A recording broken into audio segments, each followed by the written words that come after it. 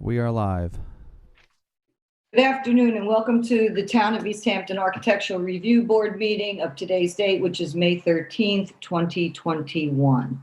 I'd like to open up the meeting with just a few announcements to make. I just want to let anyone who's listening or participating that it's become apparent that the ARB has been consistently receiving an unprecedented amount of applications since the beginning of the year.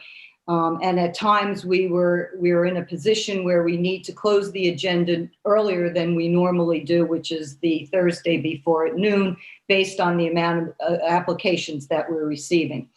So I would like to recommend that applications be submitted as soon as they're ready to be submitted, and to make sure that they are complete, so that you don't wait until the last minute, because it's possible that this might continue on for a little while longer, where we're going to have to close the agenda sign up earlier. And I want to apologize to anyone who did submit an application, a completed application for this meeting, and wasn't notified as soon as possible that they were not on the agenda.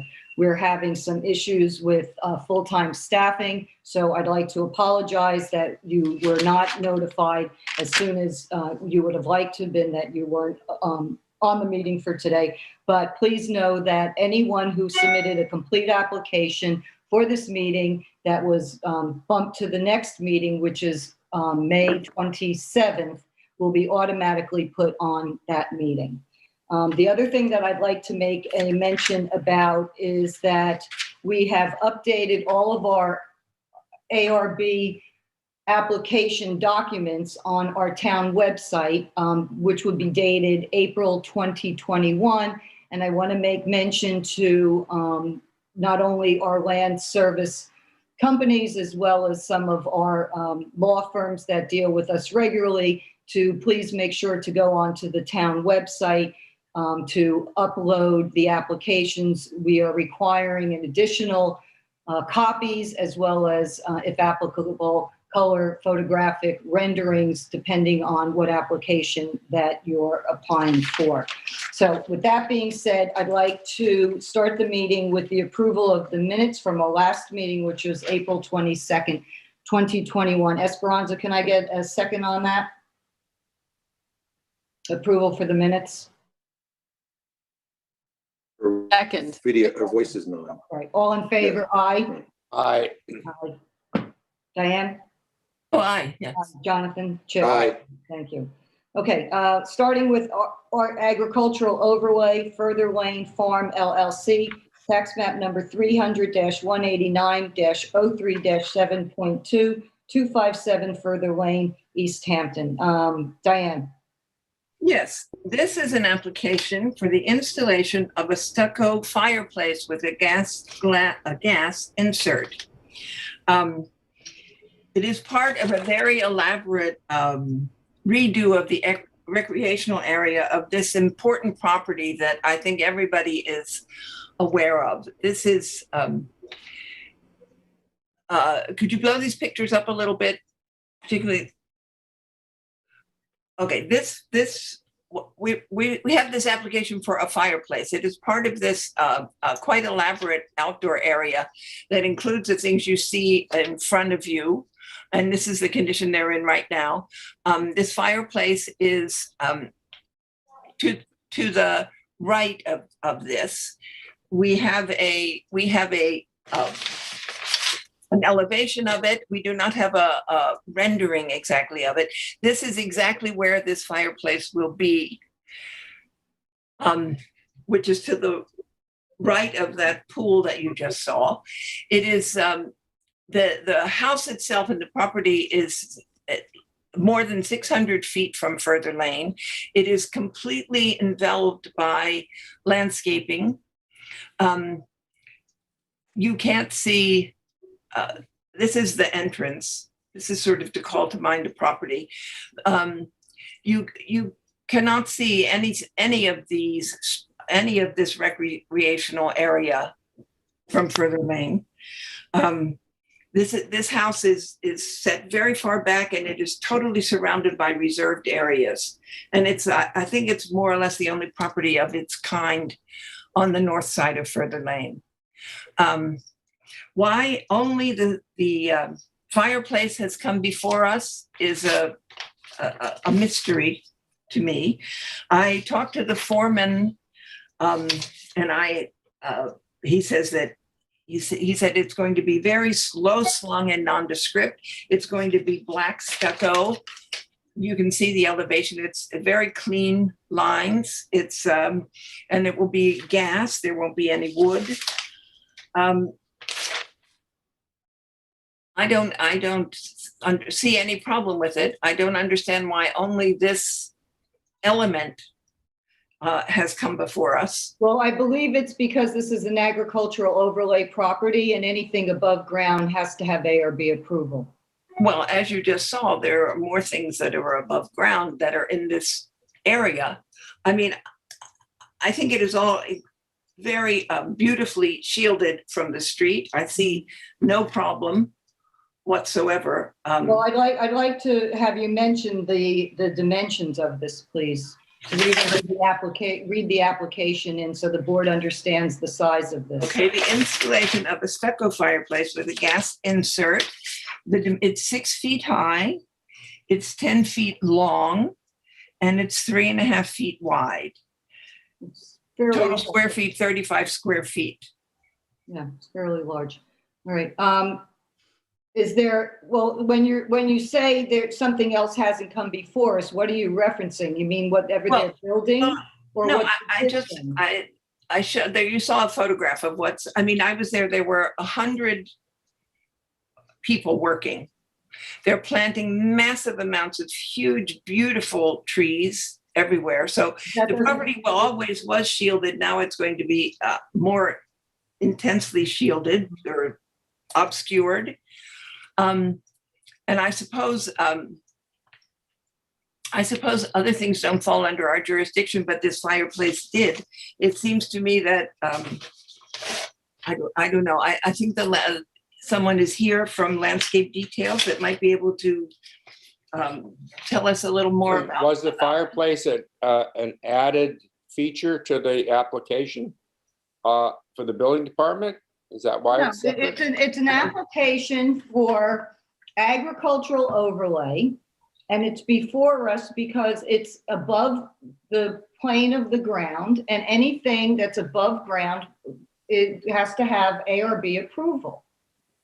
Especially if it's 6 feet. And 6 feet and 10 feet long. So I don't understand what the concern is. Well, I think what Diane is saying, that there are maybe other features that are fairly substantial, and we do also generally look at this. Like such as though, what is? I don't know, I'm not familiar with the property. Are you referencing? Diane, is this Sally Pingree's house? We don't know who. Oh, I don't know. I think it is. It's that house that sits by itself in the. It's the house that's all alone. It's surrounded by lawn and trees. Yes. Beautiful, Yeah. beautiful It was trees. built about 15 years ago. I think it's owned by Sally Pingree. She moved from your area, I Diane. don't think that this is important that we are announcing this. Well, we're trying to understand which house it is. That is No, important. it doesn't matter what house it is. Show the photographs again, please, if you would, Kyle. Is it Further Lane Farm? Is that what it is? Yes, Yes. Further Lane Farm. Okay. That makes My more only sense. question is, I names. mean, okay, you can see this pergola that's at the end of the pool that's to the left of this fireplace. Now, I don't understand why. I mean, I don't understand why only the fireplace. I mean, I'm not objecting to the fireplace or to anything, actually. I'm not objecting to anything. I think Was the it's. pergola existing already, though, or is that just recently? I think everything is feeling very, very new. I believe Perhaps that. Oh, we have the applicant agent. Yes, sorry. If there's other structures that are on the property, when the building department goes to inspect it, they'll tell us if they need ARB approval, and that will come Right, back and to. it's possible that they're planning on, submitting drawings for the pool house or the pergola. Yeah, No, we don't. so I think the have board any should just of consider the fireplace that's in front of Exactly. it. I don't know. Okay. But Well, just to Diane's point though, what's the point of us then approving something that's already being built? I mean, that I object to. Why don't we let design details talk about it? Yes. Yeah, so just so you guys know, there's a spa being built on the property as well, which we got building permit for. And while talking to the building inspector, he informed us that ARB approval is going to be required for any structure that's built out of grade. So we are doing some modifications to the existing patios, built the spa inside of one of the patios, and then built a couple other patios as well on either side of the pool for sunning terraces. My understanding and the building inspector's understanding is those could be approved through him because they're not built out of grade. Then the fireplace came into discussion because it is out of grade, obviously. The pergola itself has been there since the day we stepped foot on that property. I see. Yeah. Everything felt so new. Yeah, so everything of the pool is already existing. We redid some of the coping for it, all that kind of fun stuff that kind of comes with a project like this. All right, excuse me for 1 second. Can you identify yourself, please? Sorry about that. Yeah, my name is Sean Kernan, and I work. Can you spell your last name for the record, Sean? Yeah, Sean, S-E-A-N, and Kernan, K-E-R-N-A-N. And Sean, do you know if they had approval for that pergola in the past? Not off of the top of my head, unfortunately. It's been on the surveyors. They got a CO when they sold the house, and it was on that survey. Okay. All right. Well, if in fact they didn't have approval, they'll need to come before the ARB. So basically, anything else above grade in that area is not in the plans at this moment, correct? Then there are future plans for a pool house. Has her architect working. Okay. Those just haven't come up yet. Right. Okay. So you'll come before us when that's ready. All right. Does anybody have any questions for Sean or Diane about the 6 by 10 by 3 wide black stucco fireplace? No. Gas fireplace. I do. Is that just a purely decorative thing for people to watch it's while gonna they're be gas fired. Yeah. The black stucco is going off of a reference from another landscape architect that the homeowner is aware of. And so we actually based this off of a reference photo that she had, which kind of has this dark facade to it, but then obviously the bright fireplace. And then the spa itself is actually overlooking it, so it's would create that kind of neat effect, and we would have hedging around it as well. Yeah, all right. So I guess Jonathan was asking, is this going to be a cooking fireplace or just a warming over the spa? No, fire? it's actually a single insert, and it's just gas powered. So there's just for looking at. Yeah, It's totally decorative, I think. Okay. Anybody else have any questions? No? All right, go ahead, Diane. Okay, then I believe this doesn't hinder the agricultural overlay whatsoever. So I would like to make a motion that we approve this application as presented. Can I get a second, Esperanza? Yeah, second. All in favor, Chip? Yes. John? Yes. Jonathan? Yes. And Betsy, yes. All right, thanks, Sean. Good luck. nice. Okay, the next is Andres Flores, tax map number 300-165-5-12.1. This has been postponed by the applicant.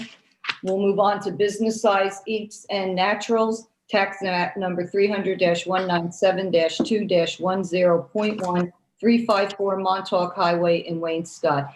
Esperanza, before you read into the record, the application, Michael, is there anyone on the line for this applicant? I believe there is. I can unmute that now. The caller's last 4 digits are 5212. That's correct. Oh, this is Bill Smith. Hi, Bill. Can you hold on a minute while Esperanza reads into the record what the application is for? Of course. Thank you. Thank you, Bill. This is an application for it says proposed, but the sign is actually existing. It's a flag to identify the store, a hemp flag, according to the application, a proposed sign for a hemp flag to identify the store. The size is 3 by 5 feet. So square feet, it's a double-sided sign at 15 square feet total. And there is existing signage. The flag would be located on the professional directory that is on Montauk Highway, right in front of this is at the Wainscott Shopping Center in Wainscott, right on Montauk Highway.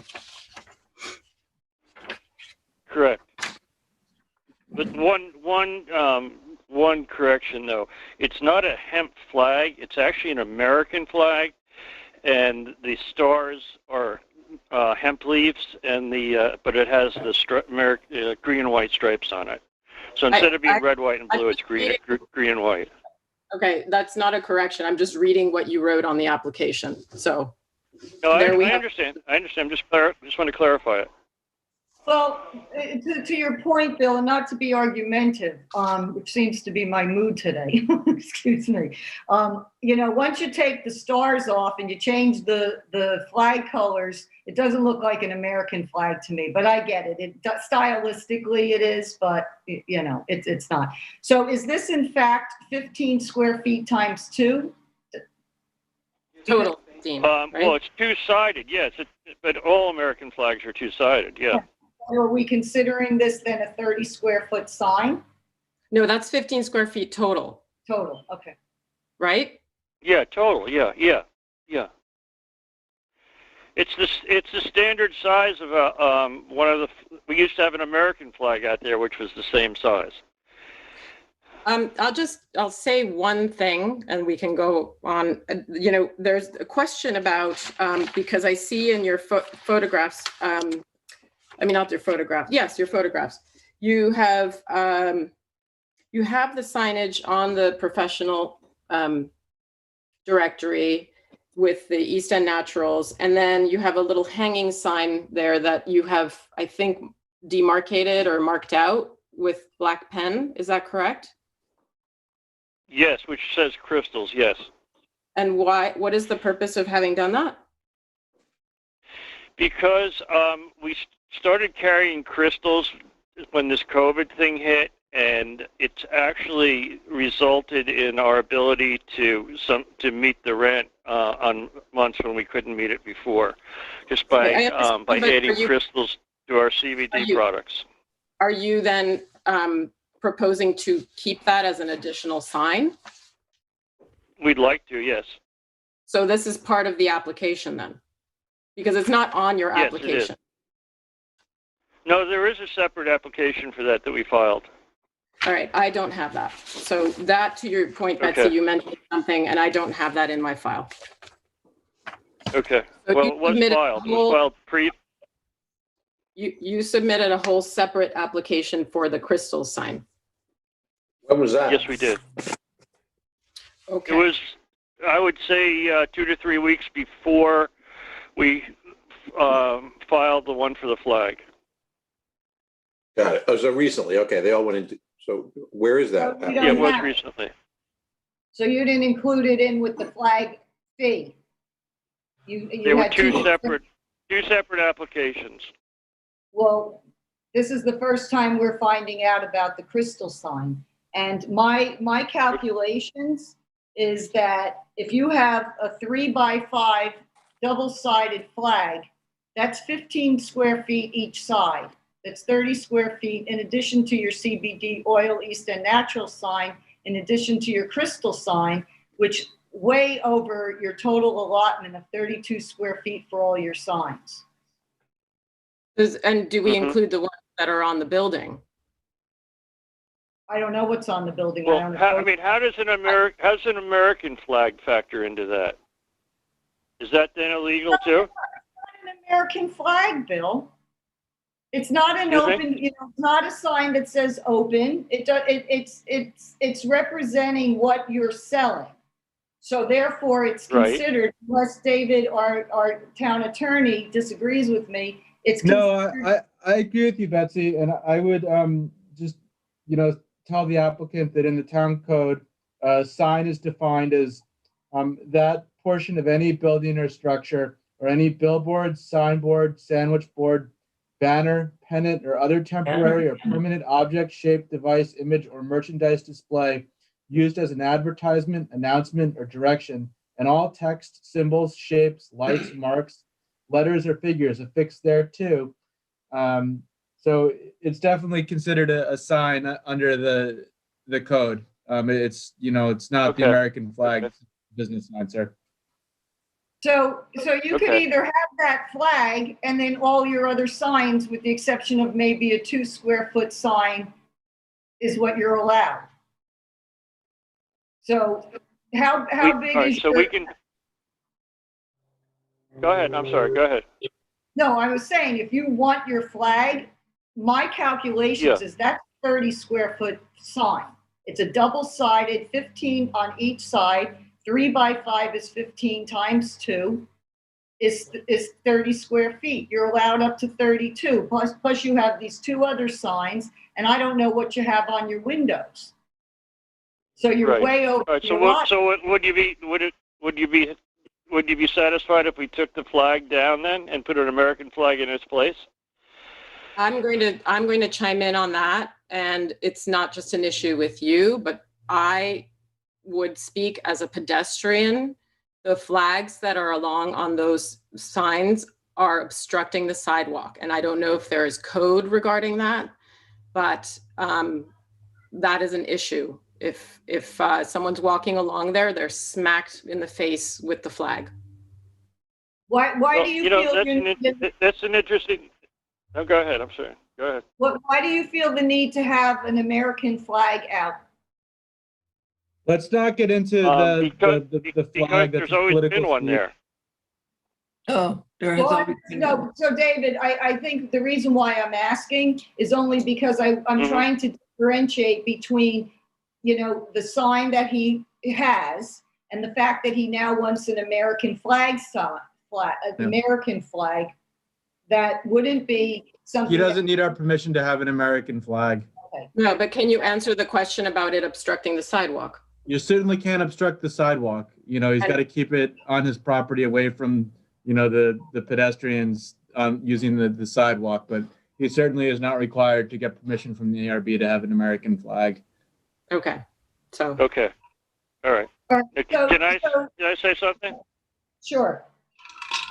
The reason we put it there was to identify the store as a medicinal type store selling CBD products. And we have hundreds of people that live in this town and village who depend on this store for their medicinal products, many of which have absolutely changed their lives undescribably.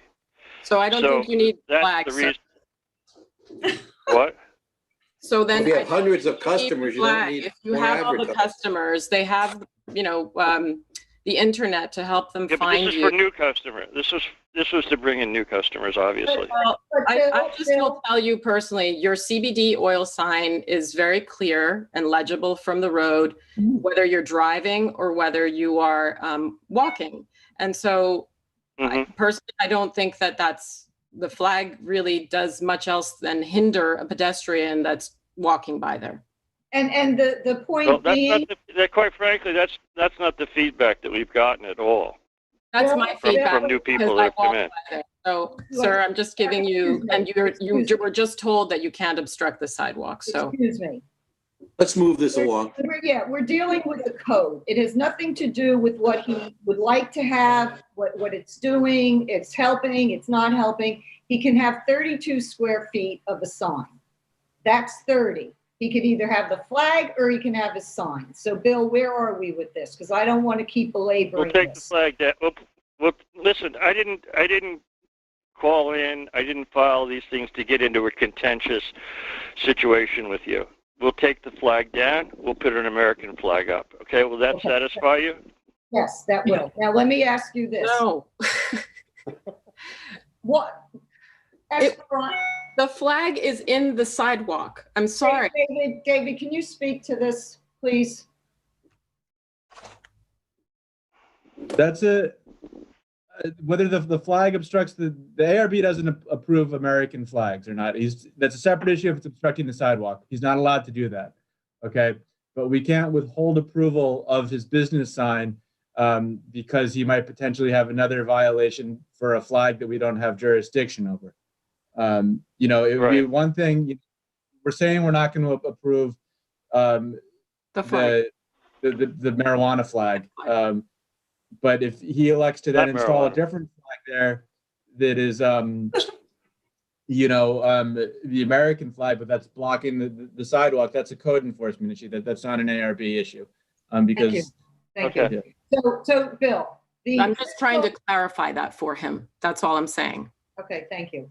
The crystal sign, I have no record unless our staff has something that we're not aware of, or it was, we do not have an application before us for this crystal sign. This was a new sign that was added when you got approval for the CBD oil sign, correct? Yes, and it was, yeah, I dropped the application off at the office approximately 3 weeks ago. Okay. So what we're going to ask you, we'll do is ask you to resubmit the application. In the meantime, we'll ask the staff to look for it because you obviously submitted a check with it, and we'll put you back on the next. We'll put you back on the next agenda when you have resubmitted the application and we can find your check, and you know, and I'll try to follow up with it with the staff and you. Okay. Okay, fine. So we'll take the hemp flag down then, and that will satisfy this? Yes, for now, but we still need to get approval on the crystal sign and have that added to your total signage from the first sign that you were allowed. And I'd like for you to also consider if you have any other logo signs in your windows, that those are also considered business signs, and you're not allowed to have by code more than 32 square feet of signage on the building or off. So you might want to rethink this application for the crystal sign to include whatever else you have on that. And you could add that to the application and we'll reconsider that application at that time, or consider it at that time. Okay. Okay. I'll take care of it. All right, great. Thank you. Good luck. Okay. And Brittany, if you can make a note for us to see where that check is and that application. And I'd also like to then follow up with the past approval sign that he has, so we know what the sign square feet is on that, so we know how much he has when he comes back to us. Okay, great, thank you. Okay, change to commercial, new singular wireless. I'm sorry, just to be clear, we just denied this. Yes. Okay. It was denied. New singular wireless PCS LLC AT&T, tax map number 300-188-1-4, 159 Panago Road in East Hampton. And Esperanza, before you read into the record what the application is for, Michael, is there anyone on the line? Yes, there's a phone number on the line. The last 4 digits are 1706. I can unmute that now. Thank you. Hi, this is Tara. I'm here for the next one. Okay, thank you. We'll put you on hold. Did she say Tara or Clara? Tara. Tara. Tara. This one, Mike, might be ending 2398. There are no other callers. If that comes in, the second it comes in, Chair, I'll interrupt and let you know. Okay. What was the 4 digits? I'm sorry, Esperanza, please. What I have here is ending 2398. Thank you so much. Thank you. Esperanza, if you could read into record what the application is for. Yes. The application is for AT&T proposes to install a 30 kilowatt natural gas generator with associated concrete pad, wires, cables, and conduits as depicted in the plans submitted herewith.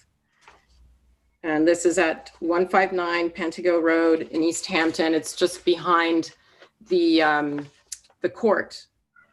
So it's actually facing the entrance to the East Hampton courthouse. And those are my pictures there. That's, if I'm not mistaken, the actual location. This is a big antenna tower that's there. And the existing generator, I believe, is that green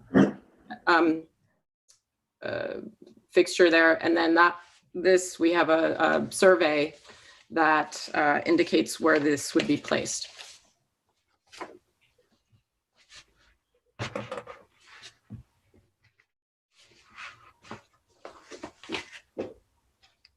Okay, I'm sorry. Did you read into the record what all of the materials are that they're, the pad, the wires, cables? Did I miss that? Yes, I did. Sorry, thank you. Does anybody have questions for Esperanza on this? No, I assume we need it.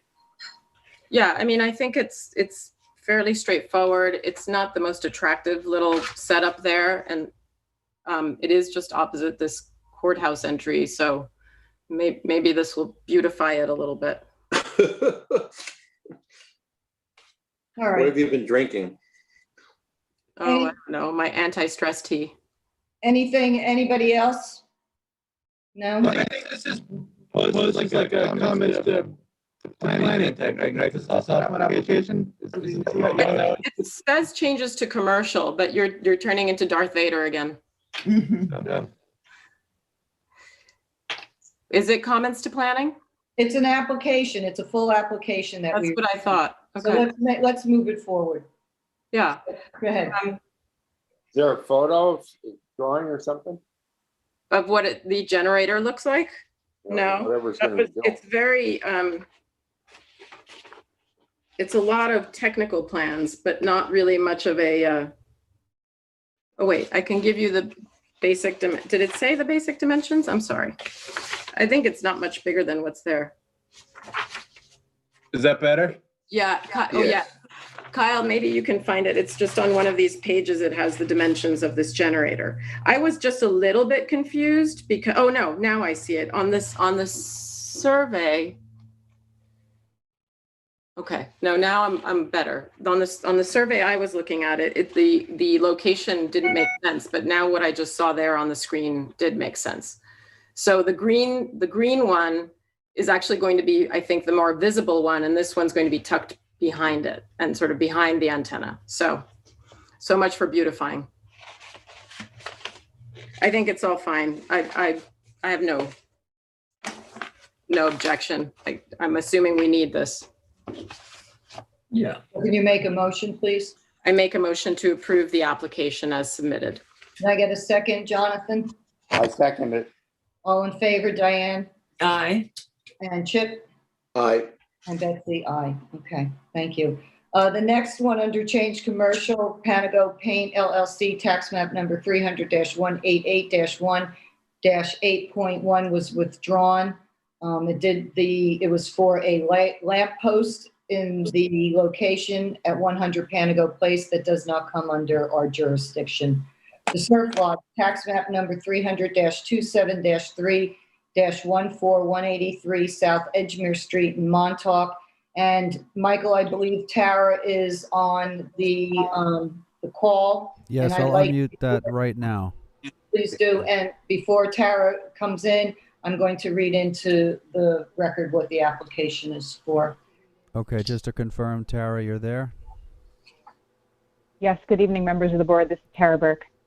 Great. Hi, Tara. I'm just going to read into the record the application. And Kyle, in the meantime, can you pull up the new mural that they're proposing? So this is the Surf Lodge, and they would like to get approval for a new mural being painted on the inside panel of the sound barrier surrounding the stage on site. The mural updates and replaces the one previously approved by the ARB in 2019. I think it goes the other way, like it flips around where those little things coming up are on the, there you go. The artist's name is Brandon Boyd. Brandon Boyd is an American singer, songwriter, musician, author, and visual artist. So that's the new mural that they're proposing. And Kyle, if we could look at the picture that Tara sent with regards to what's there now, so the board can get an idea of how this mural will present in this stage. This is what's currently there from 2 years ago. So it's just a swap out of one colorful mural from one artist to another colorful mural to a different artist. Does anybody have any questions on this? 'Cause I'm No. with I it. like the new one better. Yes. Yeah, it has a little bit of a more tropical feeling, and when I was there, they were placing some more like tropical leaves around some of the posts and decorating, getting ready for the season. So I'd like to make a motion to approve this application as presented. Could I get a second on that, Diane? Yes, I. All in favor, Chip Aye. and Jonathan? Aye. Esperanza? Yes, hi. Great, thanks. All right, Tara, you're good to go. You're not on for anything else, are you, Tara? I actually do have one more. It's a fence, or a gate, rather. All right, since we're moving into that It's Weldon. classification, we'll take you, okay? So we're gonna go Thank to you. page 3 at the bottom. 311, 2 Holes of Water Road. Right, James and Diane Weldon, tax map number 157-1-12.1, 2 Holes of Water Road in East Hampton. And that would be, Jonathan, if you'll read into the record what this is for.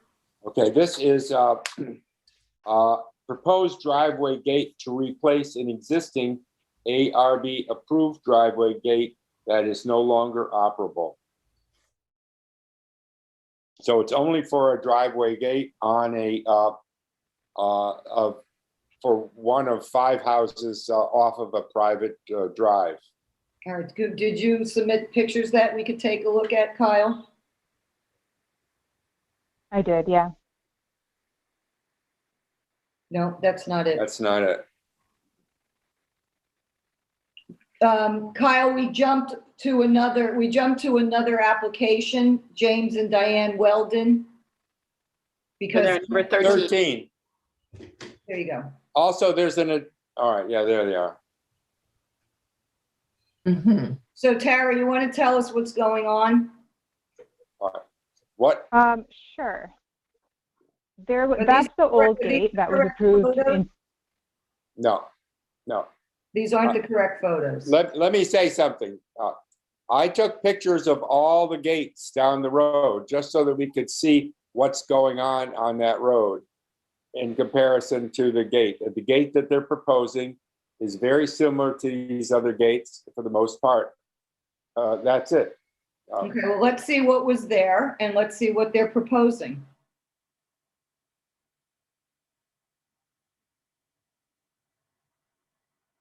That's what's there. And I understand that that gate was 6 to 7 feet tall. yeah, that gate was, it was actually, yeah, let me just reading through the ARB approval. It was 6 feet high at the low point and then 7 feet high at the peak. And that was approved in 2014. All right, and now you're proposing this style gate in white, correct? That is correct. And that's 6 feet high at its highest point. Well, Jonathan, to your point, I'm going to say that unless we want to go through, but a lot of times we just like to focus on the applicant Sure. and the address at hand. A lot of those gates that were just shown were much more open, as the previous gate for this address was much more open. I find this to be, especially at 6 feet, you know, in a small environment like that, to be a little much. Anybody else want to comment? Diane?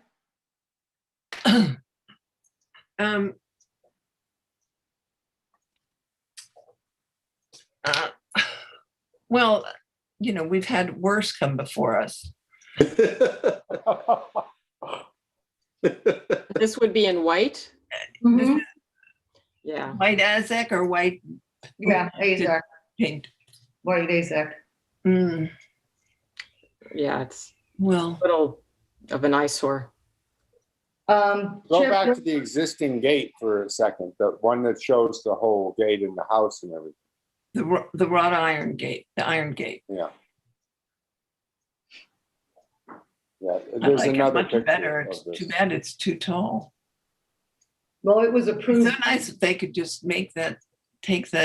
Can you go to the other? Well, I picture think of what this the one? problem is, Diane, is that it's not operable, and I think they want to upgrade it. Oh, it's And not actually, operable. I'm glad Okay. that they want to, because it was approved at some point in the past higher than what code allows. Right. So You I have show- 2014. away. Right. 14, yeah. It was shown earlier. Was This the is picture the that you only took, Jonathan? photograph. That's a Yeah. neighbor. No, That's a neighbor. Neighbor. You see, these Oh, are all very I like much that. open, They're and very open, yeah. I think that we're adding a whole different element up there with this gate that's being proposed, Tara. Do you think that they would be willing to reconsider a different design or lowering it so it's not 6 feet?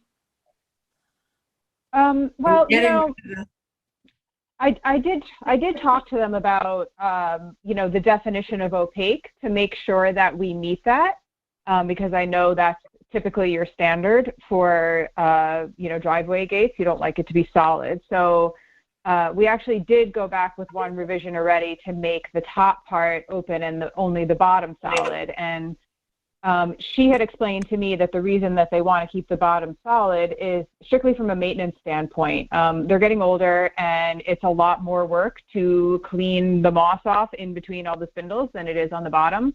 And I submitted an aerial photo of the actual property, which I think is important to look at in respect to this, because this is on a private common driveway that is 250 feet up 2 holes of water road. So the only people that are going to see it are the few houses that are on this common driveway. And I think that's something that might distinguish it from gates in other areas. You know, we are lowering it a foot from what was there before. There's no lighting proposed. And it's on a common driveway. So it's not you're telling me that 2 holes of water is not a road? It's a common driveway? No, I'm sorry. 2 holes of water is most certainly a town road. This is It's a flag on the lot. common driveway. So it's a flag lot off of 2 holes of water road. So you have to drive, you turn off of 2 holes of water and you drive roughly 250 feet off the road on a private common driveway to access the gate. So you don't see it at all from 2 holes of water. The only people that would see it are the houses that live on this driveway. Uh-huh.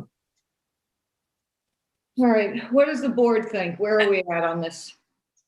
Well, I think it looks like it belongs on Further Lane, not Yeah, up. that just 2 doesn't- holes of water is Yeah. the most rural of rural roads in the Northwest Woods.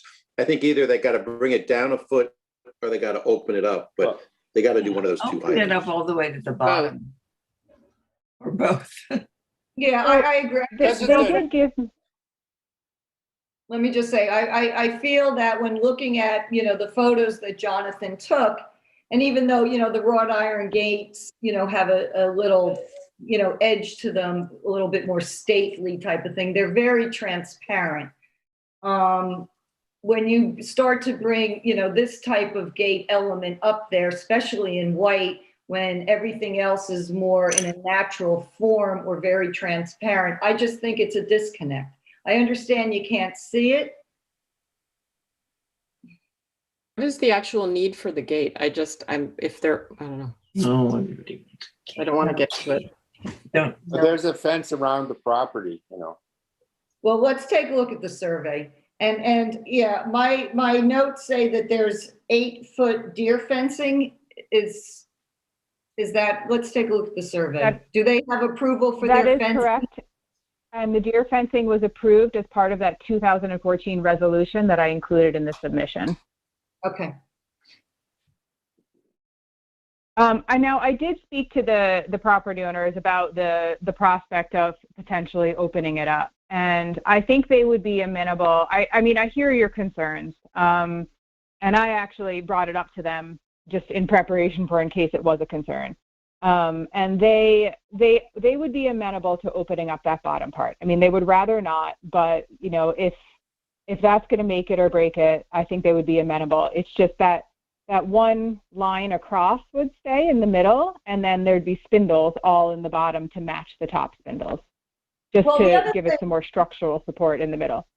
Right. Well, the other thing to consider too is maybe the design of it. You know, you're saying that they're getting older and they don't want to have to be, you know, cleaning a white gate. I think, you know, in that more rural area, maybe the better thing would be not to do a white gate. White gate. That doesn't have that kind of maintenance, and do something that's more you know, like wood tone panels in a vertical, you know, sense, like maybe make the panels a little bit wider with more open space, something a little bit more in keeping with the area. I mean, I don't know what I think they'd like to keep the white. Would the board be amenable to them opening the bottom, like you had said before? I think they would prefer to keep the white. I mean, and like I said, it's 250 feet off of 2 holes of water. No one is seeing it except for 3 other houses. Well, the thing is that we can't approve something we can't see. So why don't we table this and you come back to us with a new design and we'll take a look and maybe consider dropping it down to 5 feet. Okay? So wait, so just so I'm clear, so the height is an issue as well? Because it was 7 feet before. I mean, we could replace the existing gate in kind at 7 feet. I asked if they would just consider it. Actually, and I don't think you would I'm be sorry, able you to. broke up. What was that? I said, I asked if you could ask them if they would consider it not being at 6 feet. Well, I think they already, you know, this is what they want, and they're willing to open up the bottom. So if you And want to I come think so. I back think to us that's with a new design, I think that would be appropriate. I don't think this board is in a position to approve a 6-foot gate when we don't know exactly what it's going to look like. It's impossible for us to do that. Because then when we go exactly out the to same. the vote, how do we know what the gate looked like that we approved? Yeah, but Diane, I think if they're willing to open up the bottom, spindles. Yeah, I do too. Yeah, it looks. given the remote location, I would be fine with 6 feet with an open gate. I need to see the design. I'm not going to approve something and No, we need to see the design, but I think Tara's just looking for guidance here. You know, I don't think we have to require an open gate and a lower design. I mean, take your pick, Tara, but it's got to be one of those two. Well, I think that's up to the entire board to decide. Yeah, but I think that would, Betsy, encouraging potentially a lower gate. That's all. Just a suggestion. Right.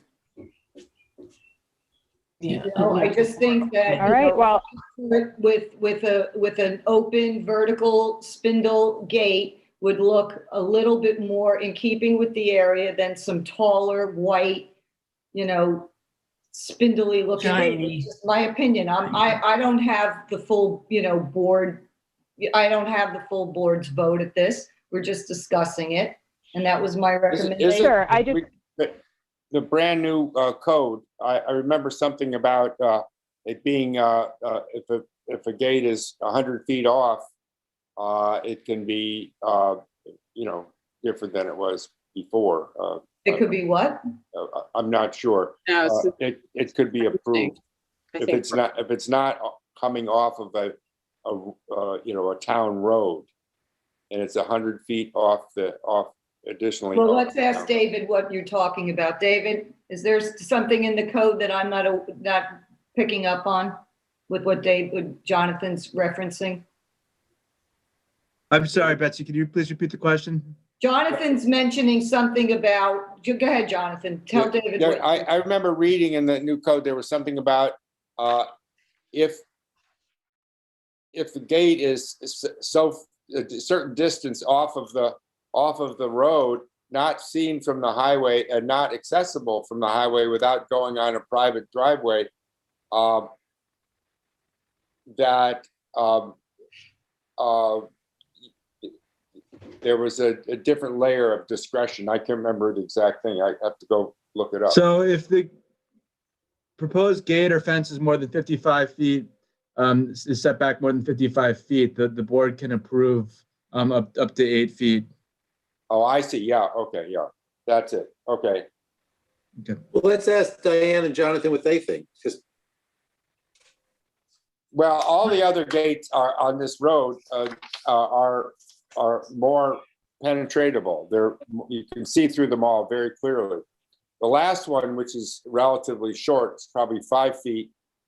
They have added another 2 feet of wires and bird scaring material on top of it. So there's probably a deer feature in this, you know, so.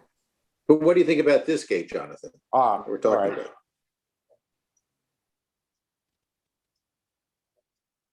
I think if it were, if they got rid of the bottom panel, that would be a lot better. I Yeah, don't think white do is the right choice, though. I don't know why they want white. Yeah, I don't either. It'll just be dirty. Diane, what do you think? I agree that it should be more transparent, and if they took away the solid bottom, it would be better. And if they made it out of wood, it would even be better. Like a clear, like a natural wood, yeah. A natural wood or even white painted wood. That Aztec is so, you know, shiny. It's so. Well, you know, and I hear what you're saying also to all board, but, you know, we are going to consider that it is far off a, you know, a flag lot. So what their material is, I think, you know, we're all in agreement that we're not favorable of the design and the white. But if Tara comes back to us and says they really want the white for whatever reason, you can't see it from the roadway, they're willing to open it up. I asked to consider maybe dropping it down a little bit, maybe 5.5, 5 feet. It's something to consider in the design element. I can't approve something we can't see, Tara, so we're just going to table it and see what you can come back to us with. Okay? Okay. Yep. All right. Thank you. All right. Thank you very much, board.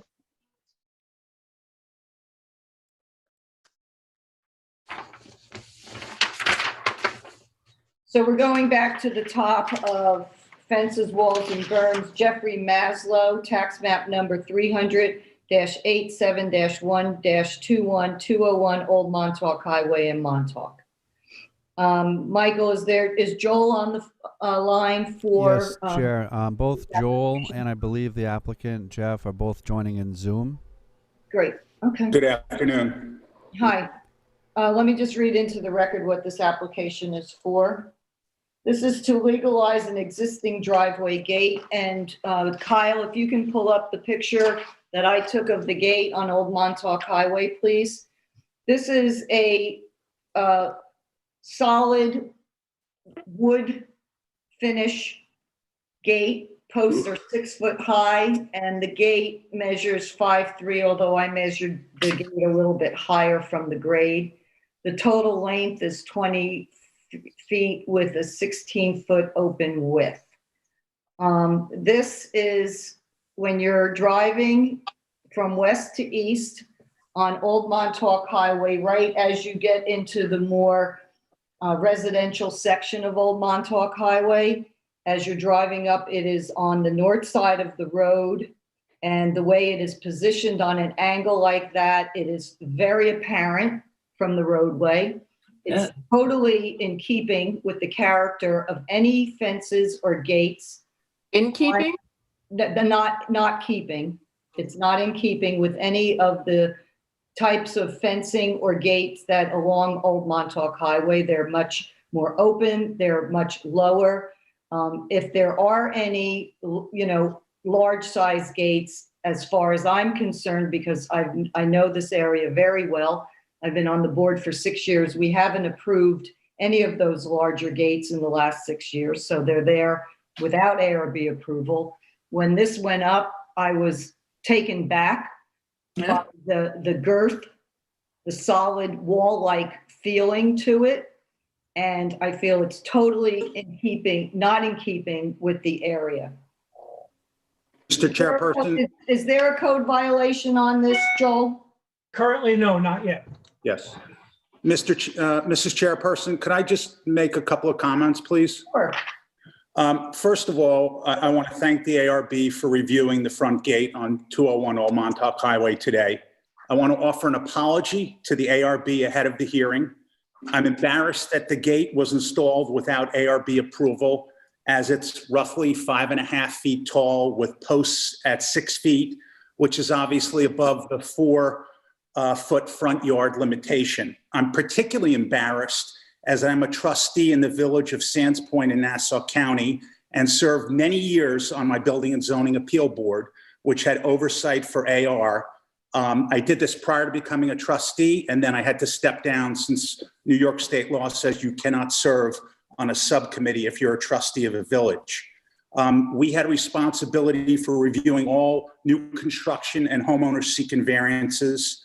I'm also a lawyer by education, although I currently do not practice, and I should have known better to review the code myself. I have a deep appreciation for the work the ARB does on a voluntary basis, as I have done it for a number of years myself. My architect worked with my landscape contractor and mistakenly thought a permit and ARB approval was not needed. We obviously know that is not the case. It was a mistake. While I initially did not want to put up a gate, trespassers on multiple occasions parked their cars in my parking court to go to the beach thinking no one was home. More importantly, we have numerous relatives with young children. They play on the driveway, and at various times they were chasing after balls. This gate serves as a safety factor. As you know, Old Montauk Highway is extremely dangerous with speeding cars, and we needed some protection from actually children and dogs. All right, thank you, Jeffrey. Can we see the survey, please? Yes. Now, there's just a couple of other points I want to make. The architecture is very consistent with what's in this area, and we could show you, we'll follow up and show you numerous pictures of very similar gates. The gates on Old Montauk Highway. Jeffrey, we're talking about specifically your gate. I opened up with saying that if there are gates on Old Montauk Highway that you're referencing, they do not have ARB approval.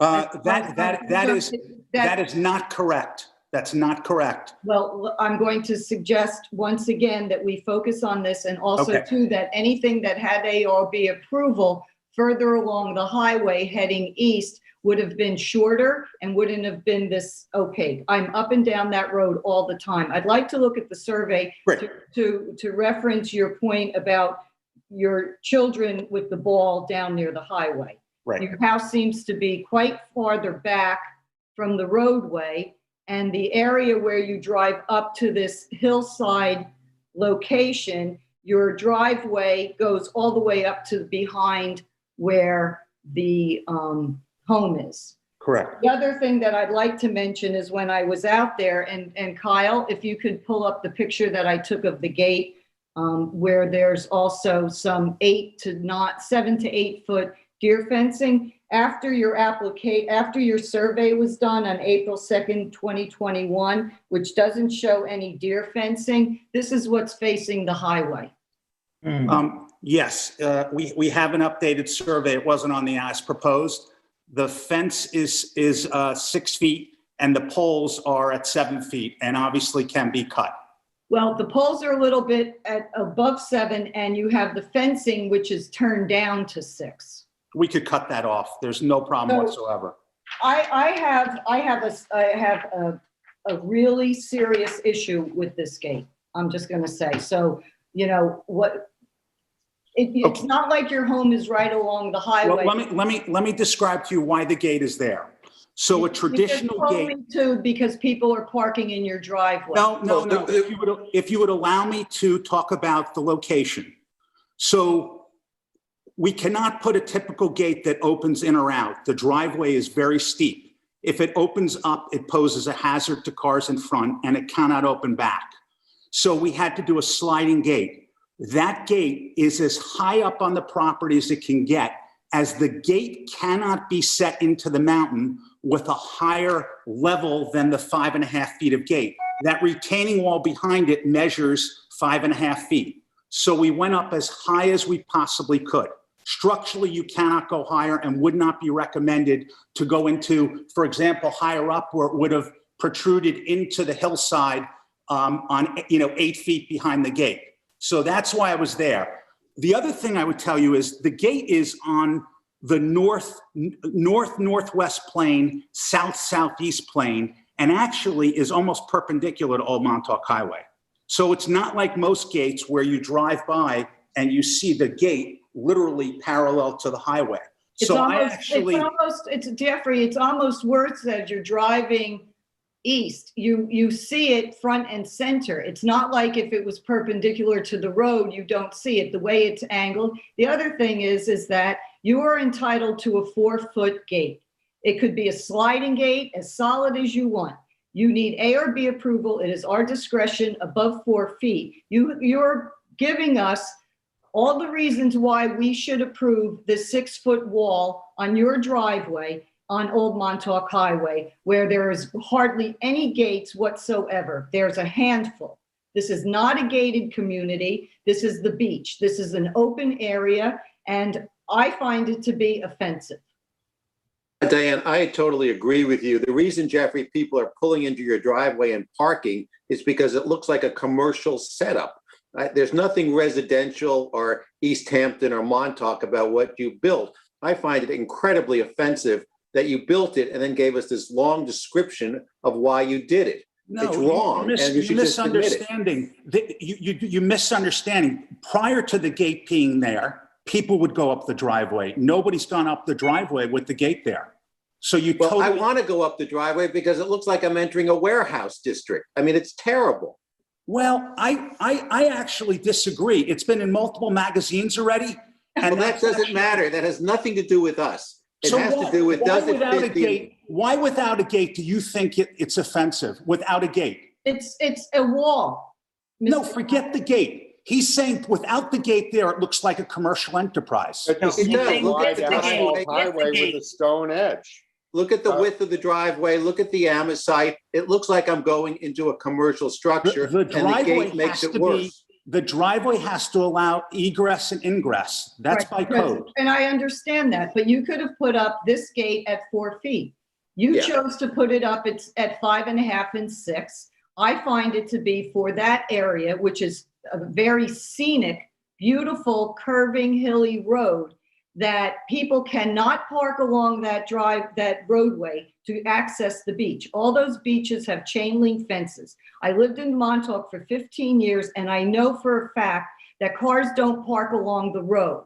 Now, if somebody's driving all the way up to your house to go to the beach because they don't, think that anybody's home, I can't speak to that.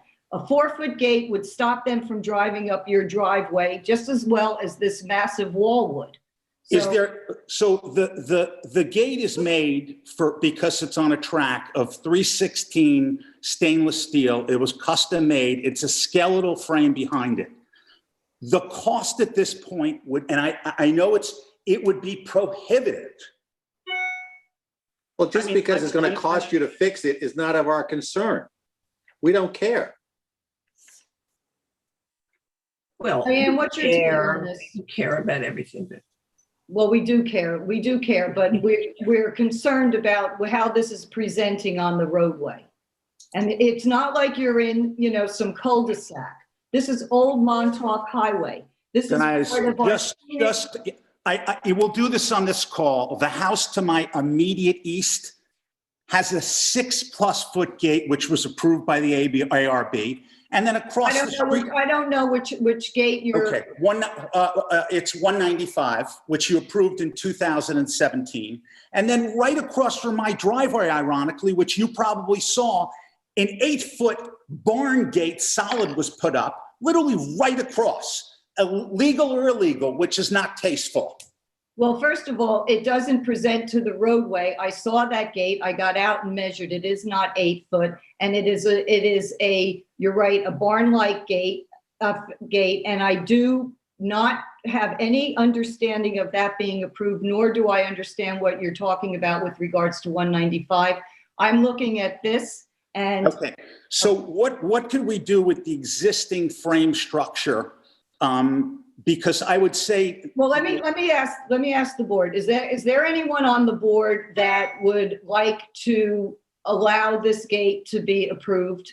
Diane? No. Esperanza? No. Chip? No. Jonathan? No. No, then I'm going to table this and you come back to us with what you decide you're going to do about it, but we're not approving this gate today. So we're going to table You have this. suggestions? Excuse me, I don't have any suggestions. Okay. 4 feet. Jonathan? Look at the code. 4 feet. Make it 4 feet and it'll work. unfortunately, I counted 23 between 5 and 7 feet along the highway on gates. More are solid than not. So I don't know if I'd come back with that because I do. You know, Mr. Maslow, I'm going to tell you something. I'm going to say this again. I've lived in Montauk for 15 years. I come out to Montauk all the time doing site inspections for the last 6 years. Your gate is unlike anything on that roadway. I don't know what gates. I don't know what gates you're referencing. I'll share pictures. It's patently false. You're not looking carefully. Anyway. Okay. Let's move on. Thank Great. you. Thank you.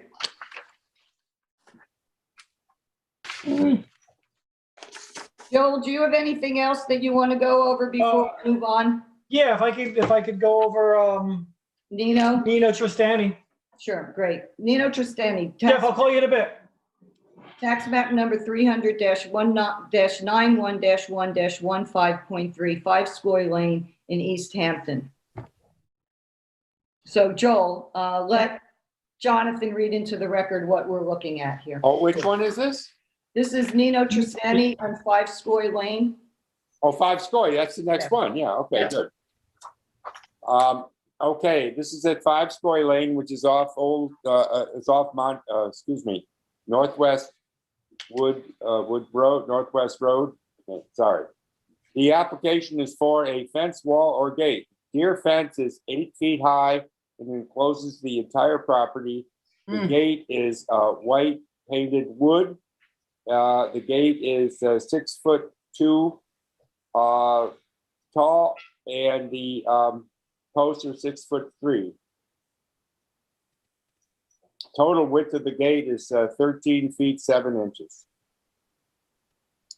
This is the gate. It's an existing gate, an existing deer fence, and it's been here a while. It's made out of wood, bolted together. Can we see a survey?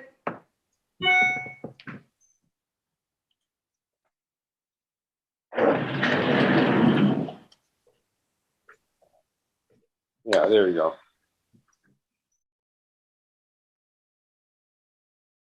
So this is a cul-de-sac, yes? Cul-de-sac, off the road, short cul-de-sac. There's only a few houses there. So let me just read back to you what I think you just said. The gate is 6'2", the posts are 6'3", is that correct? Correct. So it's just a few inches over the 6 foot. And how many other properties are in that cul-de-sac? 2 or 3? I only took, I think there's 3 others, but I'm not sure. And what about the deer fencing along the property? That looks like it's 100%. entirely enclosed. It's 100% enclosed deer fencing I hate that. At 8 feet? At 8 feet. at 8 feet. I have photographs of that. All right, let's take a look at your photographs so we can figure out what's going on here. This is a corner right next to the gate. This is a double deer fence thing because I'm not sure why, but Properties. they doubled it up. There's another photo. All professionally installed.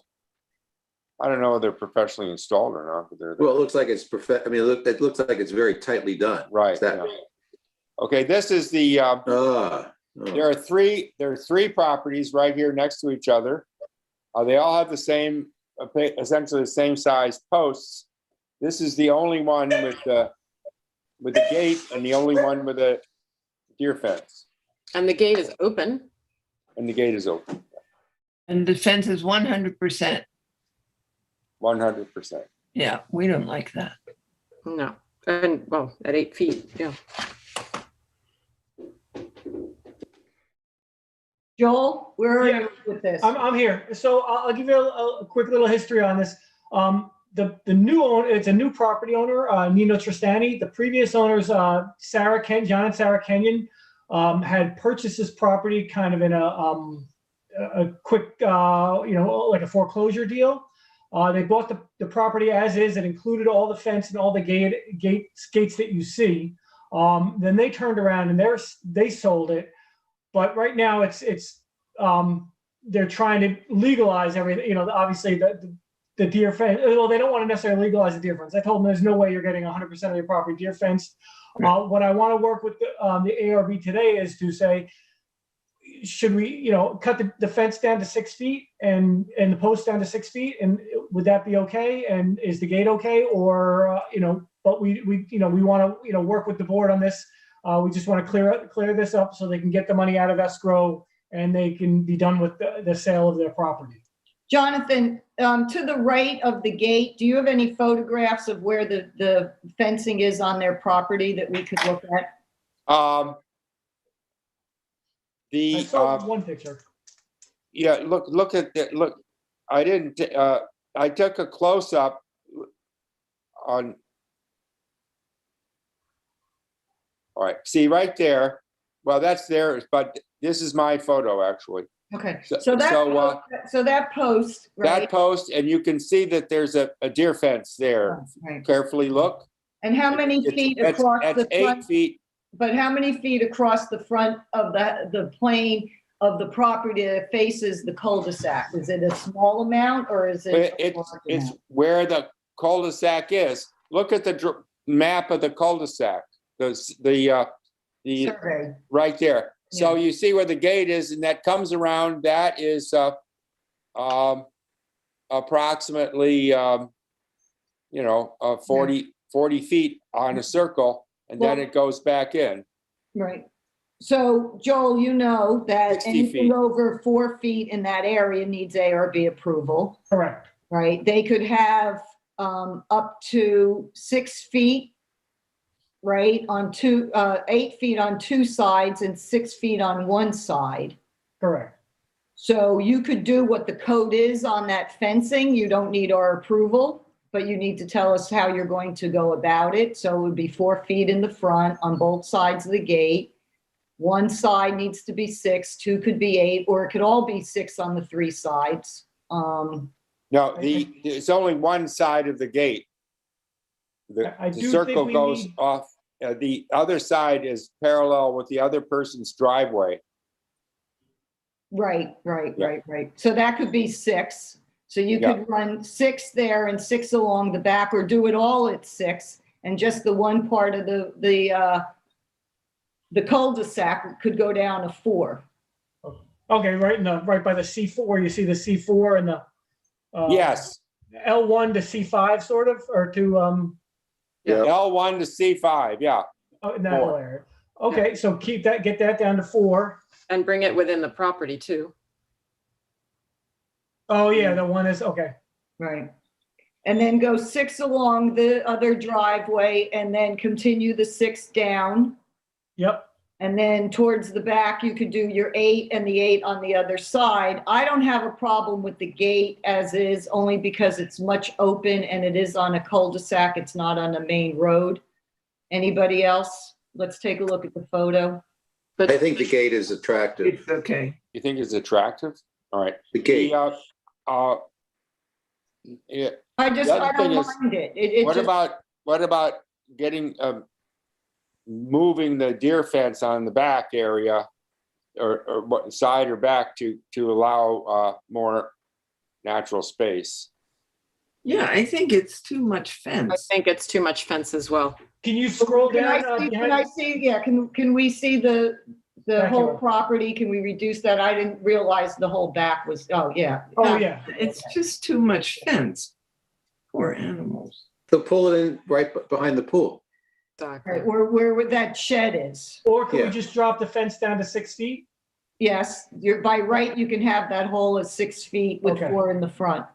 Okay. And all enclosed? 100%? 100% enclosed? I don't know You can about have that. 6 feet along the sides and the back, yes. But 100% enclosed? Behind the house. The front is 4 feet, it's not 100% enclosed. You're allowed a 6 foot fence in the side and rear 100%. It's deer fence, you're not allowed 100%. Deer can jump a 6 foot fence.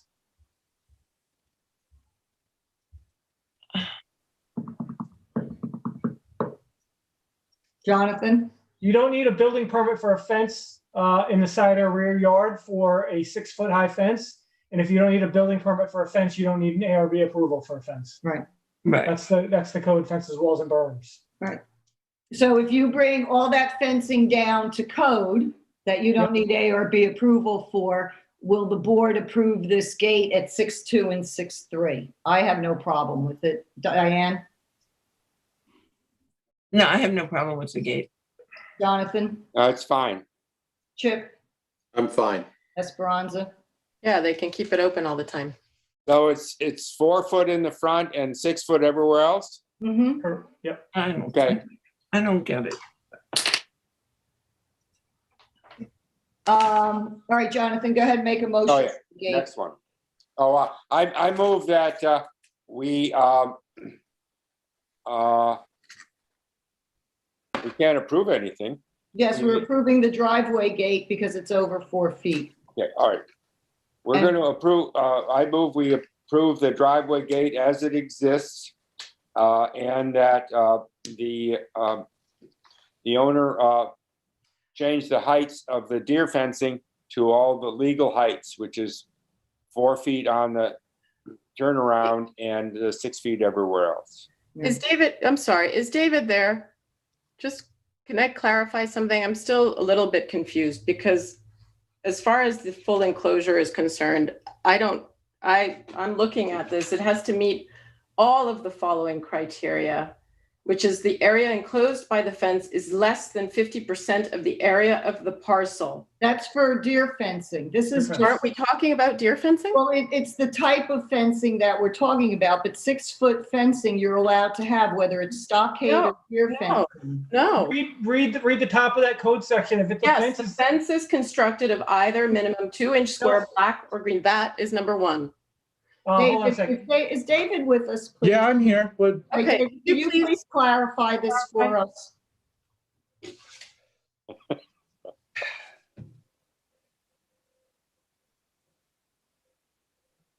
you guys are talking in circles around each other. There's a section in the code that says that if less than 50% of the, that you don't need a permit for fencing that's constructed out of that materials if more than 50% of the, if less than 50% of the property is enclosed. But It's that's 100% of the property. 100%. That's not the code section you guys should be looking at right now. I know. I'm saying that's the one that she's quoting. I know, but so if Yeah. I'll read the code can I read it? Yeah. The following regulations shall apply to all fences and walls in all districts unless otherwise indicated. Building permits, the erection, enlargement, alteration, or removal of the following fences and walls shall require a building permit. A fence or wall greater than 4 feet in height and located in the required front yard of any lot. We're gonna reduce it to 4 feet in the front yard. Yeah, so you don't need a building permit. I don't need a building permit. So I'm let me not finish. talking about that. Can I finish? A fence or wall in 6 feet in height in any location. We're gonna reduce the fence to 6 feet in all the other locations. I'm not done yet. Any fence or wall which is site plan, we don't need a site plan. So if you go on further, architectural and design review shall be required for any fence or wall which a building permit is required by this section. I don't require a building permit, so we don't need ARB approval. Yeah. There's he's nothing correct. in the code. There's nothing in the code that says it's 50%, 100% is deer fence, and this isn't. And there's nothing really in the code that says you can't have the yard 100% enclosed. It's only saying that you. Since when? Since when? It just says it right here. I'm sorry, David, please clarify. Read it. I'm reading. Over 8 feet. If you can have No, 6 feet fencing on the side and back of your house without needing ARB approval. Yes, Not that's 100% correct. enclosure. But there's also nothing in the code that says you can't deer fence 100% of the yard. It only says you don't need ARB approval if you're enclosing less than 50% of your yard. There's no 100% anywhere in this code. Section 5. Where? Numbers 1 through 6 criteria. Am I misreading this? Read it. I hope I not. just Yes, did. it seems, Esperanza, like you are. If you don't agree with it, you can vote against it. But I think Mr. Halsey's interpretation of it is correct. And the fact that. I'm not going to vote for a fully enclosed yard. No, you don't have to vote. You don't have to vote for that. You're only voting for the gate. The fence is going to be legalized. The fence is going to conform. By right, they can have 6-foot fencing on the side and back of their property without ARB approval. And in the front, facing the road, can have up to 4 feet. He's going to reduce everything on the side and the back to 6 feet by right, and everything in the front to 4 feet by right. It's not 100% enclosed because he's not enclosing the front with 6 feet. He's enclosing it with what he has by right. He needs ARB approval for the over 4 feet gate in the front driveway. That's what we're talking about here. So Jonathan, if you could make a motion on the gate at 6-2 and 6-3 for the post. Okay, I already made a motion that says exactly what we just talked about. Okay. Can I get a second, Diane? For the gate? Yes. Yes. Chip? Yes. Esperanza? Yes. And Betsy, yes. Okay. Joel, sorry for all the. I still have Tepidino it's too. in the air today. You know, we're not going to take any of this personal between. No, never. I do have one more if I could do Tepidino. Absolutely. So the gate is approved at 6-2 and 6-3 on the post. Thank you. You guys are going to love the next one too. Okay, now, but you know that when we go out to do the site inspection, if that fencing isn't down to the 6 in the back and the side and 4 in the front, we're not going to move this. Of course. So where are you on? Jerry Ann Tepidino.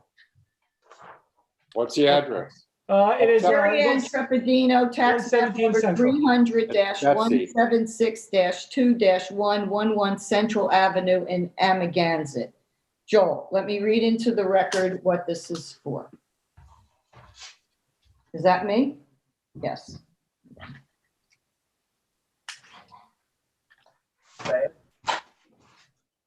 Okay. God bless you. Thank you. Sorry, excuse me, Chair. Can we get clarification on the last second? What was seconded and who made the motion, et cetera, just for clerical clarification? Okay. I made the motion. Right. We need to know what you made the motion for exactly. It's on the tape. I made, we are Approve the approving. gate. I move that we approve the gate as it is. And that the deer fence that goes around the property is reduced to 6 feet, except for along the circle to 4 feet. And I think I asked Diane for approval or a second, but either way, Diane gave us. We just need to know who made the motion and who seconded it clearly, please. Yes, Diane. Yes. Okay, and the gate is 6'2" inches and the posts are 6'3". We're giving them the contractor's allowance on that. Yeah. Okay, And who seconded the motion, please? Diane. Diane Benson. Again. All right, so Jerry Ann Trepidino, tax map number 300-176-2-111 Central Avenue in Amagansett. And this is a application for 4, it says 6-foot teak pedestrian gates. So there's some photographs that Joel submitted and I took a few. And Kyle, if we can put them up, that would be great. So this is a photo, let's stay here. This is a photo that I took. This, you can see over to the left where number 117 is a little pedestrian gate in the driveway. And then there's another one by the garage behind the car. And these measure, none of them actually measure 6 feet. They're all underneath. One measures 5'3", one measures 5'4". And then there's another photograph that I took, which would be to the right of the garage. There's an entry, no, not that one. There's an entry pedestrian gate. Yeah, I know what you mean. There's only 2 photographs in the file here. Okay, maybe Still have I 2 more. send it. But the other one is way far back behind some greenery where you can't see it. And then if we can go to the one that Joel submitted, those 2 photos. To see if we could see the one on the side road. This is a corner lot. Yeah, that shows the same 2 gates. There should have been another page with Yeah, pictures on it. another page. Okay, there we go. Okay. So the one to the right, gate 3, that's the one that goes towards the backyard. That's in the behind the garage plane. And then this is a corner lot. So around the corner on Ocean Lane is this pedestrian gate. Brittany, Now, what if I don't have a problem photos for this? with these gates. They're in keeping with, There's only 2 photos Betsy emailed. right, but I'm using these as the other 2. Okay. So there's 4 gates. I have 2, Joel has 2. Okay. So the lighter color to the left, the more yellowish one, is the little pedestrian gate that goes to Ocean Road, that then they go out that way and go down to the ocean. This one is 5'3". The one to the left, to the right, gate 3 is 5'6", and the 2 pedestrian gates in the driveway are 5'4". The problem I do have, if you can show the one photograph that I submitted that doesn't have gates, The car? there's very high deer fencing. It's hard to see, but you can see it.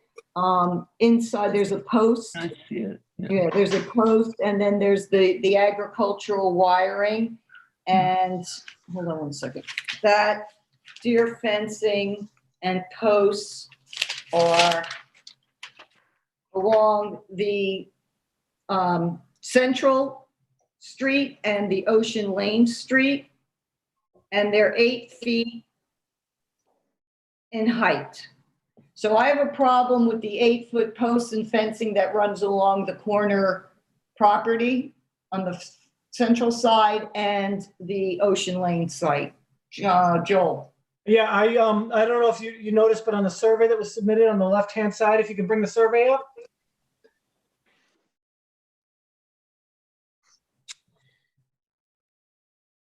If you look on the left, right under the received stamp, it says all deer fence to be removed or reduced in height to no higher than 4 feet in the front yards and no higher than 6 feet in the side and rear. Okay, well, I didn't see that on the survey, and it wasn't on the application. No higher than 4. Because I wasn't even, I'm not even going to apply. I'm not even going to apply for it. Because if I reduce it to 6, yeah. Okay, so you're reducing all the fencing to 4 feet. In the front yard and six is in the side and rear. But what about on Ocean Lane? 4 feet. 4 feet. So that's two front yards, 2 side and rear yard, or two front yards, 2 rear yards. Okay. Does anybody have any problem with these under 6 foot pedestrian gates on the property? Because if not, I'm going to make a motion to approve this. They're fine. They're fine. Where's Jonathan? I'm fine with it. Yeah. Okay, Esperanza. Yeah, they're walls, but they're fine. Okay. So I make a motion to approve the application as presented, but I am going to make a mention that the deer fencing and posts on the 2 streets, which is Ocean and Central, are going to be reduced to 4 feet, and the 2 properties in the back and the side are going to be 6 feet. Can I get a second on that, Diane? Second, yes. All in favor, Chip? Yes. And Jonathan? Yes. And Esperanza? Aye.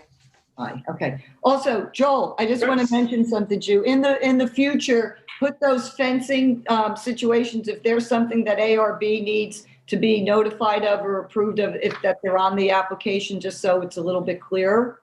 Will do. And I don't know if you listened to the beginning of this meeting, we have new applications that just got posted today up on our town website with new requirements. And I just want to mention it to you because one of your applications was from back in 2015. So I just want you to be aware that, we have new updated applications since then.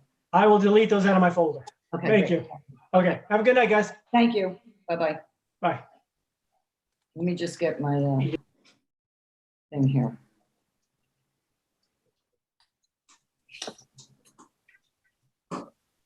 My notes.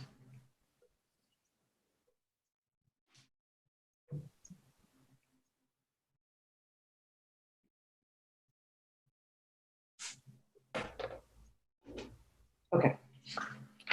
I guess I'm going to D. Bogolini, tax map number 300-119-2-7.13 Springy Banks and 39 Springy Hunting Banks Lane Road. in East Hampton. This is Jonathan. And Michael, is there anybody on, I think Daniel Rovira, possibly? I don't see anyone by that name. I have 2 callers that I believe pertain to upcoming applications. If you want, I can double check them. Okay, in the meantime, we'll read this into the record. Well, I have to John- do it live on the air, Chair. I Okay, can't. that's fine, we'll wait. So Okay. I'm going to first unmute the first one. The last 4 digits are 8500.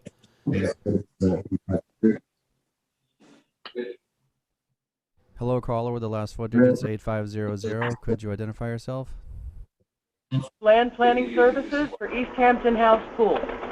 Thank you. And I'll unmute the next one, which is the last 4 digits 8673. Yeah. Hello, caller. I'm sorry, did you say 8673? Yes. What are you calling in for? Yeah, I'm Greg Bobiak for one of the upcoming ones. Thank you. Okay, thank you, Greg. No, there are no other callers, Chair. Thank you very much. Jonathan, if you could read this into the record, what this tax map, what this application is for, please. Okay, it's unclear, but it's proposed wood wire mesh fence, 6 feet high, natural finish, 277 feet, front yard and side yard. That's what, you know, it comes off of, there's no sentence that says what it's for here. Okay, I'm gonna help you out if you don't mind. All I right. believe this property had a code warning that's on the application. And the photographs that they submitted show that they have like dark green, like fabric screening around the property. Right. Right. So I think this was the code warning because they don't have approval to do this. Were you able to measure how high this was? That's more than between 4 and 5 feet. Yeah. But the posts, look at how high. The posts are 8 feet. Right. So I think the code warning was that they need to remove this. And what their application, what you read in, is what they're proposing to replace what's on this and then the side road, which is Hunting. Is there any pictures of the side or no? I took some pictures. Okay. Let's take a look at Jonathan's pictures just to get a lay of the land. Okay, this on the right, you can see the dark plastic stuff Right, that fabric. you can see through. It's a little bit screening, but it's mostly opaque. On the left, you see there are that's 6 foot picket fence, not picket, but stockade fence, and there's another one or more.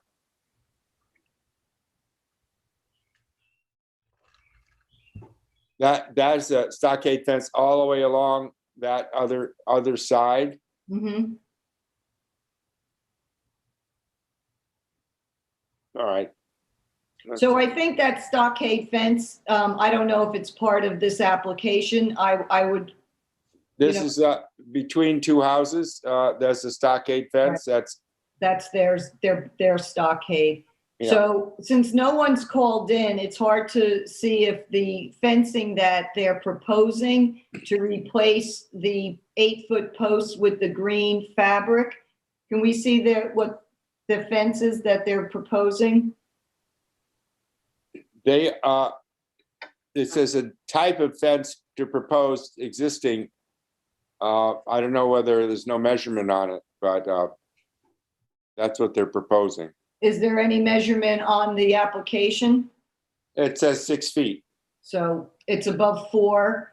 And since we don't really have an opportunity to discuss this with it and where this is going to go, is it going to be on the front? Is it going to be on the side? Is it replacing the stockade in the back, which is their right? I think we should table this. Fine. Anybody have a problem with that? No. Okay, tabled. Okay, Leela Nichu, tax map number 300-9-1-9.314 Farragut Road in Montauk. And there wasn't anyone new on the line?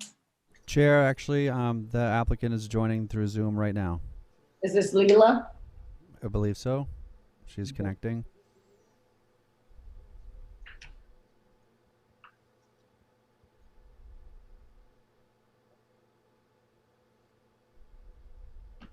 A problem with that? No. Okay, Hello, Leela.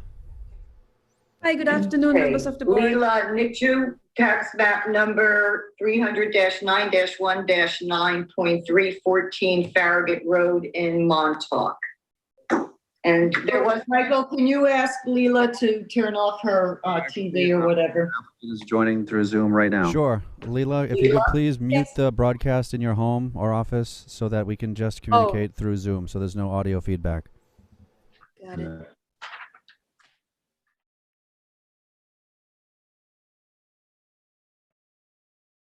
There's Leela. Okay, does this Hi. work now? Yeah. Sorry Hi. about that. Are you the owner of the property, Leela? Yes, my husband and I. Okay, good. I'm going to read into the record what your application is for. And it says that you were referred to us by the building department because of the height of the fence needed. And then you're looking for deer fence on 1 3/8 pipe wood natural, maximum height 6 foot on the front, 8 foot in the back, 82 feet in the front at 6 feet, and 475 feet in the back around. A deer fence of 6 to 8 feet high, black 1x1 welded wire deer fence on 1 by 3/8 black pipe, 6 feet apart, wooden gate, natural wood tone. In your packet, you have a picture of a gate. If we can go to that, Kyle, let's talk about the gate first that you're proposing. Currently, there is not a gate that right there, right? So that is a gate that you're suggesting that you would like to propose for your driveway, Leela? Is that correct? Correct. Yeah, I've seen gates like that in the neighborhood, and I like how the natural wood tone blends in. So yeah, I was just driving around basically in the streets around us, and I saw this one that I liked. Okay, so let's take a look at the survey first, so the board can get a lay of the land. So Farragut Road is off of Flamingo. So if you're on Flamingo driving away from downtown Montauk and you're heading towards the harbor area on Flamingo, there's a North Farragut up by the water tower, and then this is Farragut, which would be either south or west. And if you look at Leela's property, where the edge of the pavement is to where those stone walls are is approximately 40 feet. And what she's outlined is where she wants 6 feet in the front and 8 feet all around the back, which of course she needs ARB approval for. So I want to just show Leela's my photographs of Leela's property. Keep in mind that this property is also surrounded on 3 sides by not towards the back, but over towards the corner above lot 2. There's a property on lot 2 and lot 4 that has fencing as well. So Kyle, if we could look at my photographs.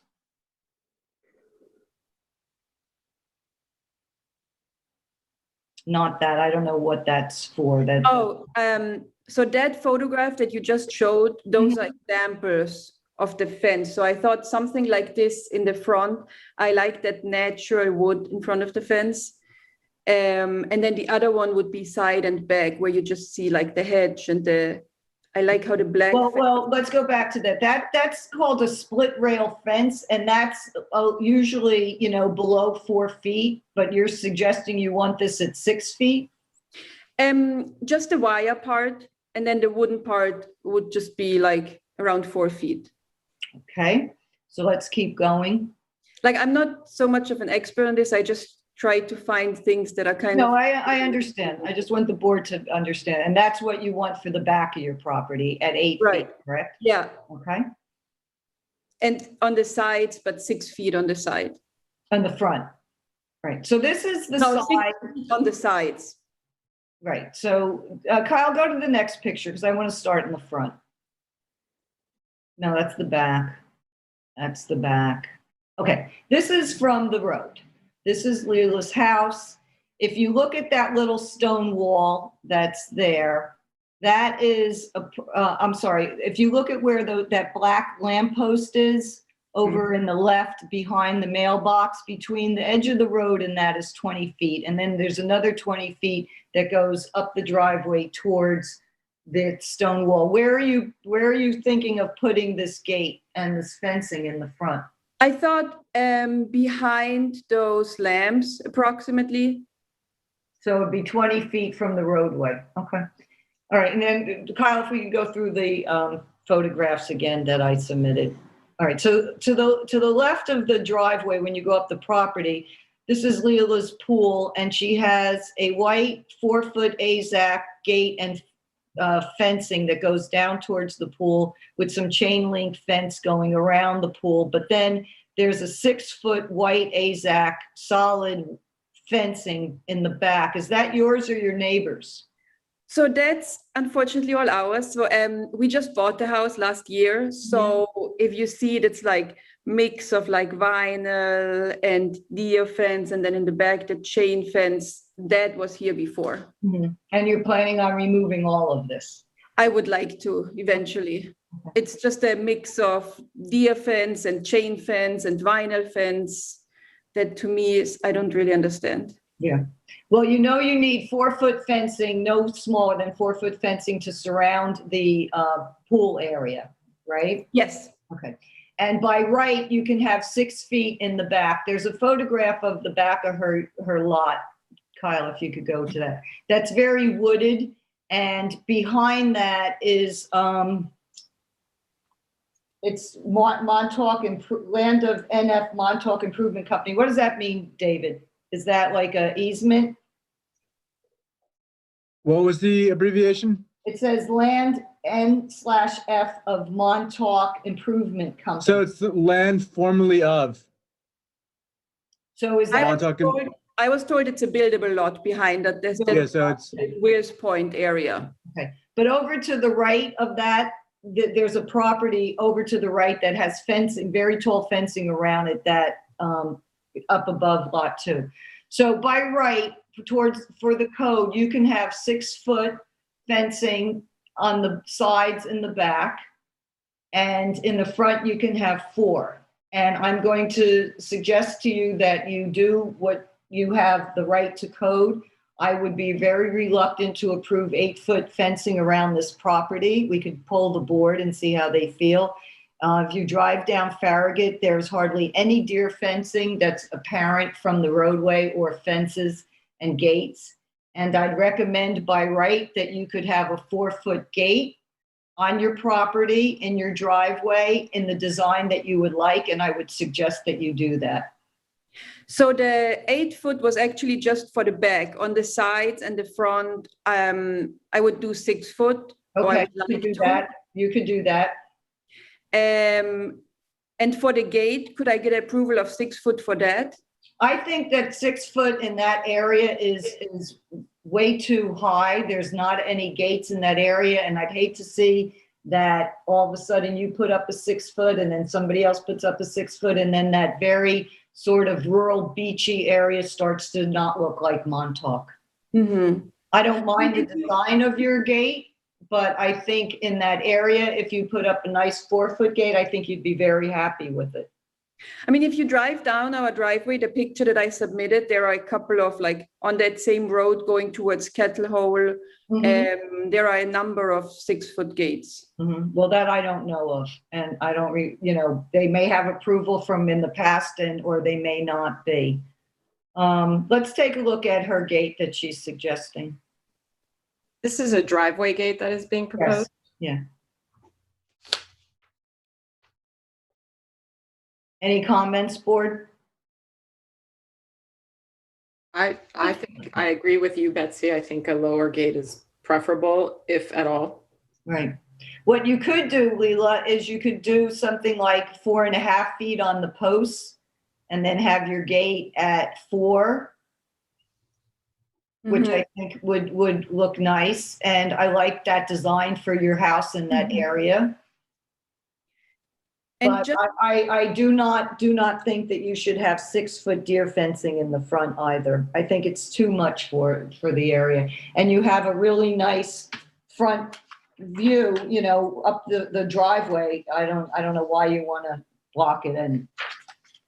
And just to understand the difference between my application and the one that Joel Harsey discussed before, where there was the 6-foot gate approved. Why is that in the area where he applied for? Why was it good for that application to have a 6-foot gate? That gate was an existing gate in a completely different area. It's up in the Northwest Woods. And it was much more private road. And it was a private cul-de-sac road that people don't drive down and pass, only those who are going into that cul-de-sac. And it had a more sort of rustic horse farm look to it. So it was in keeping with the area. Would there be a different type of look for gate, 6-foot that could be approved, or is that just generally something? I would be reluctant to approve a 6-foot gate in your neighborhood off of Flamingo before it goes down towards the curve all the way to Kettle Hole, where the Montauk is.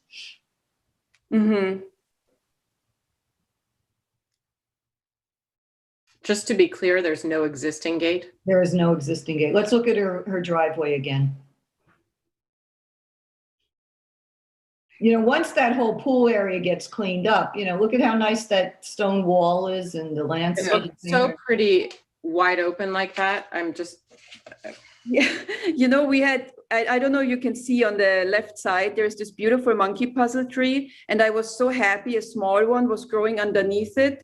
And I was gone for a week and I came back and somebody had taken it. So it is wide open. Maybe the deer ate it. I don't know, but I think. No, the deer wouldn't eat them. I'm just joking. But I just, this looks. Well, I think the gate isn't going to stop somebody from stealing something off of your road by your post box. No, it was further in. It was behind the lights. But I'm home alone a lot, and just for privacy and security, more like privacy, I would feel more comfortable if I had a gate because people just walk in. The lawn is kind of a little bit too inviting. Yeah.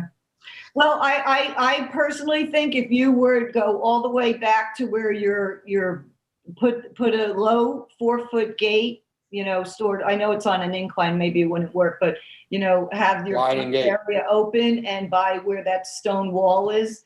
And there's also something else going on the side. I don't know if there's like a step down to your pool equipment. I think if you had a lower gate up there, you would still see the nice design of your home. And I think you would be much more happy with it. And then you wouldn't need ARB approval for any of this. And would I be allowed to remove the pool fencing if I only have a 4-foot gate in the front? Yes. Okay, so I just need the alarms on all the doors going out to the. Well, I don't know, Dave. Let's get David in on that. David. Because really, the pool has a beautiful stone wall too, and that kind of all type of fencing around it. David, fix your voice, please, so we can hear you.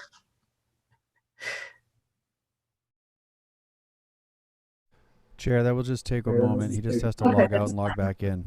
Right.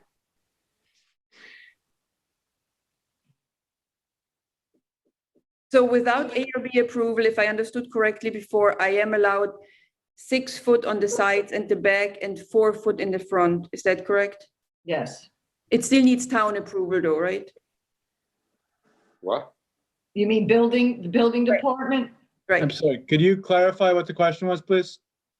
Okay, so if she puts a 4-foot gate on her driveway and she's got 6-foot fencing in the back on the 3 sides, although she said she wanted one at 8, does she need approval for ARB on the one that's 8? Yes, correct? Yes. Anything over 6 feet. What? Yes, she Over does. 6 feet, yeah. Well, she said at 1.8 on the back and then just now she said 6.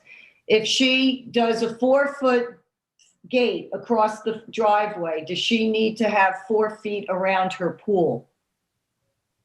Or would that be considered her 4 foot?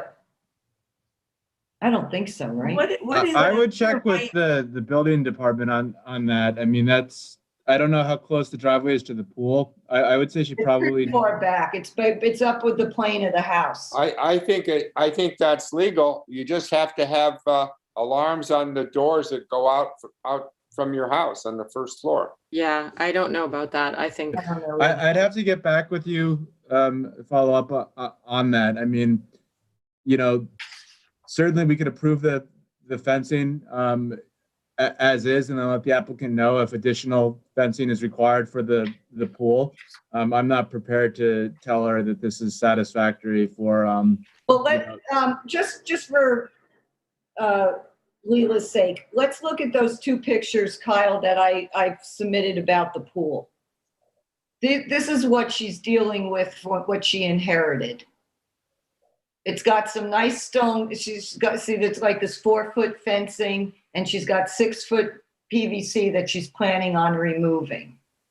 And then go to the next picture, Kyle. She's planning on removing the white? I didn't understand. Yes, yes. I think I would just leave the white one, put some plantings there and connect the other deer fence around it, maybe like to that white one. Well, that's your choice. Okay. I mean, just from looking at that pool is a safety hazard. The liner is caved in. No, they inherited it. They just bought. No, I understand that, but from a code perspective, that should be like enclosed immediately with like emergency snow fencing or something like that. That's Isn't it? I think it's under construction. Yeah, and it is enclosed right now. Okay. Yeah.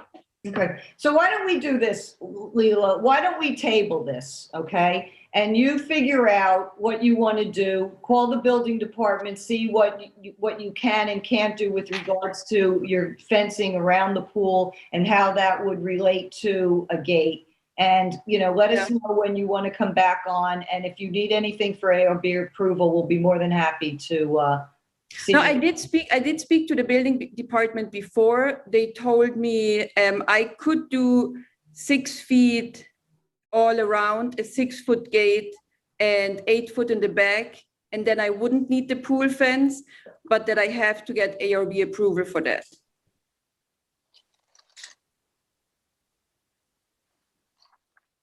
For which part did you need ARB approval? For the, for the 6-foot gate. The driveway. For the 6-foot fence all around. No, you don't need our approval for the 6-foot fence, but you do need approval for anything over 4 feet. And I don't think anybody on the board, but if anybody is liking her idea for the 6-foot gate, let us know. But I think it's inappropriate for the area, and the front of that house it presents very nicely. I think she would be better off with a low gate in that area. Yeah. So Leela, that's all you would need from us is approval for anything over 4 feet on the gate.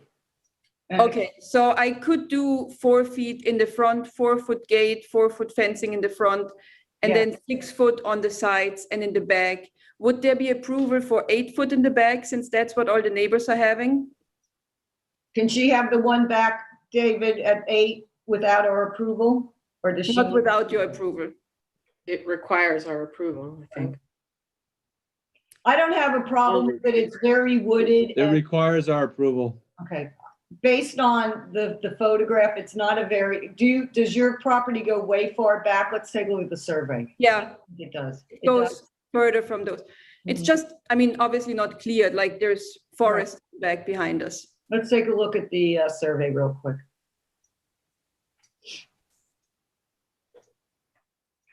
It's not that far back from the house, her property. And if you can, so where you saw those, where you have the pictures of those hedges you took, that's the dotted line along the walkway, where it says lot 3, those are the bushes that you saw. Yeah. Does anybody have approval giving her the 8 foot on the back of that? It's very wooded. You can't. No problem. No problem. Okay. All right. So that would be the only thing we would give you approval on today, right, Leela? Okay, that's fine. Thanks a lot. All right. So I'm going to make a motion to approve an 8-foot deer fence along the back inside property line on 14 Farragut Road. Can I get a second on that, Chip? Second. All in favor, Diane? Yes. Jonathan? Aye. And Esperanza?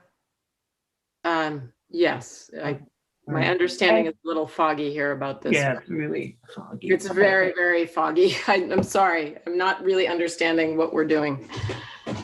Well, nothing really has Moving one changed. fence. Yes, and then we'll be adding more fences. So No, they would all be as of right. exactly. Right. So, Leela, when we come out to do the site inspection for your C of O for that 8-foot fence, if anything on the sides are over 6 or in the front over 4, we won't be able to approve the 8-foot fencing for C of O. Okay. All right. So there you go. Everybody gave me their approvals. We're all good to go. All right. You got your second on that, right? Which was Diane. Yeah. Okay. Great. All right. Thank you, Leela. Good luck. Thank you. Have a good evening. Too. Thank you.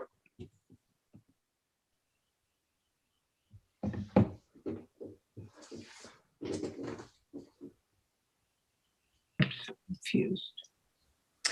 Yeah, you and me both, Diane. I'm really well. I would like David to clarify because I'm not going to continue the meeting if you're confused. David, please. What do you want me to just by clarify? this application. I just, I mean, we have resisted full enclosure for so much. Full enclosure, and I thought if something is less than, if you're within the as of right height requirements, you can have fencing around the whole property. Right, just as long as it's 4 foot in the front, 6 foot in the back. I thought, whatever happened to the front facade of the house? Things that were behind. It has to be 6 foot behind the front plane of the house. If it's in front, it has to be 4 feet. Yeah, but we've negated that. I mean, we're not talking about the front plane of the house anymore. We're saying I think that's within the property, but on the property line. No. Right? No. The front facing part of the property, if it's 4 feet, you can have that as of right, and then 6 feet on the sides and the rear you can have. You don't need our approval. And anything above in the back, 6, we need approval, and anything above 4 in the front, they need approval. So in other words, a side fence would start off from the front going 4 feet back to the house face and then goes up to 6 feet? 6, right. All right, that's it. Okay. Well, it seems like we've approved. I mean, this Joel Halsey one was. Yes, I'm sorry. Definitely not. That was not the understanding. I'm so stuck on that one.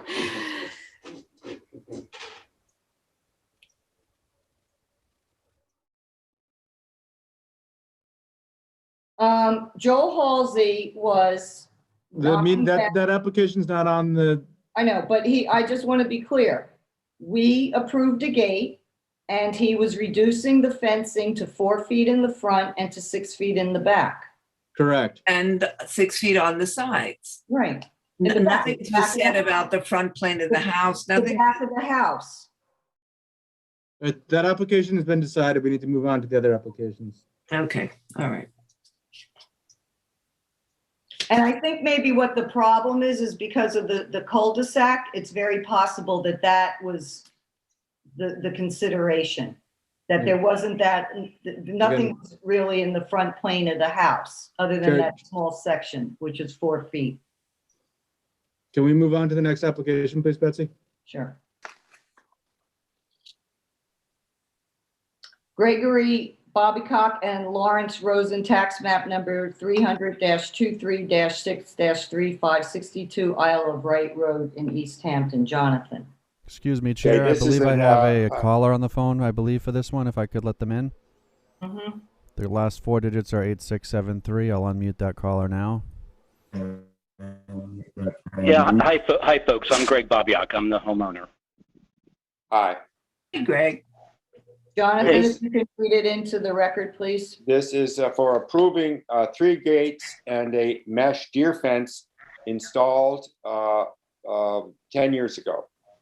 So it's to be, existing approved thing for the front yard, side yard, but I think also the rear yard. I was there. We have photographs and so forth to look at. All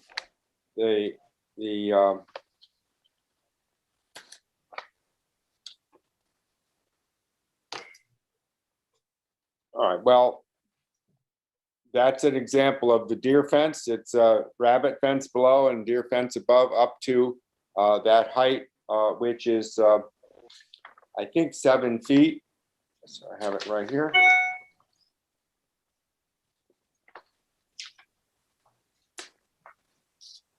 Now the posts are, what do I have here? Yeah, the posts are 7 feet and the gates are 6'3".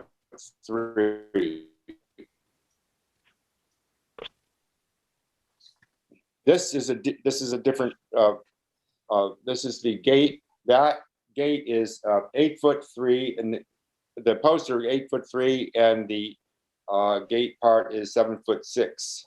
Which one, the metal or the wood? The wood one. The metal one is it's just the neighbor's house. Oh, okay, that's See the difference. So that's the driveway gate? This is a corner lot, and the driveway is down like off of Isle of Wight. What's the name of that road? Is it both? It's at the corner of Runnymede and Isle of Wight. Yes. Right, Yeah. Runnymede. Thank you. So this is on Runnymede. And I believe there's a code warning on this because of the heights of the fence, the extensive deer fencing, and the heights of the and pedestrian as well as driveway. Correct. And it was actually the enforcement officer who's recommended that we make an application to the ARB. Right. Jonathan, I'm sorry, could you repeat the dimensions of this? Yeah, all right. This gate, the posts are 8'3". The gate swinging part is 7'6", and you can see just to the left, the deer fence is 8 feet, and also on the right, going all the way back along the property line, it's an 8-foot deer fence. Oh, 8 feet. Okay. Yeah, no, the deer fencing is 8 feet around the property. Although we only fenced in 3 sides, the other side is our neighbors. So we're in this photograph. You see there is deer fencing between the 2 properties. That is our neighbor's fence on their property. Oh, I see. All right. Yeah. So the other photographs are up that road. This is on Isle of Wight. This is the 8-foot deer fence. And it proceeds down Correct. to The photo you have here is Isle of Wight. I'm sorry. Yeah. So this is a access gate for the pool. There's deer fence left and right of that. And how high is that? That's 7 feet. I mean, that one is the posts are 8'2", and the deer fencing is 8 also. Yeah, 7, 8. Yeah, so the gate is 7.5 feet. Yes, correct.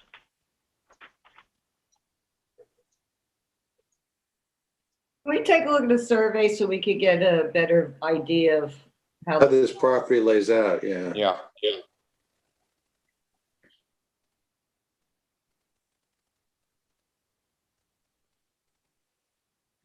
Okay, now, so where the, it says, get it up there, where it says, on the Isle of Wight Road, where the X is, where the RL is, that's where the driveway is. And that's where the gate is that we were looking at.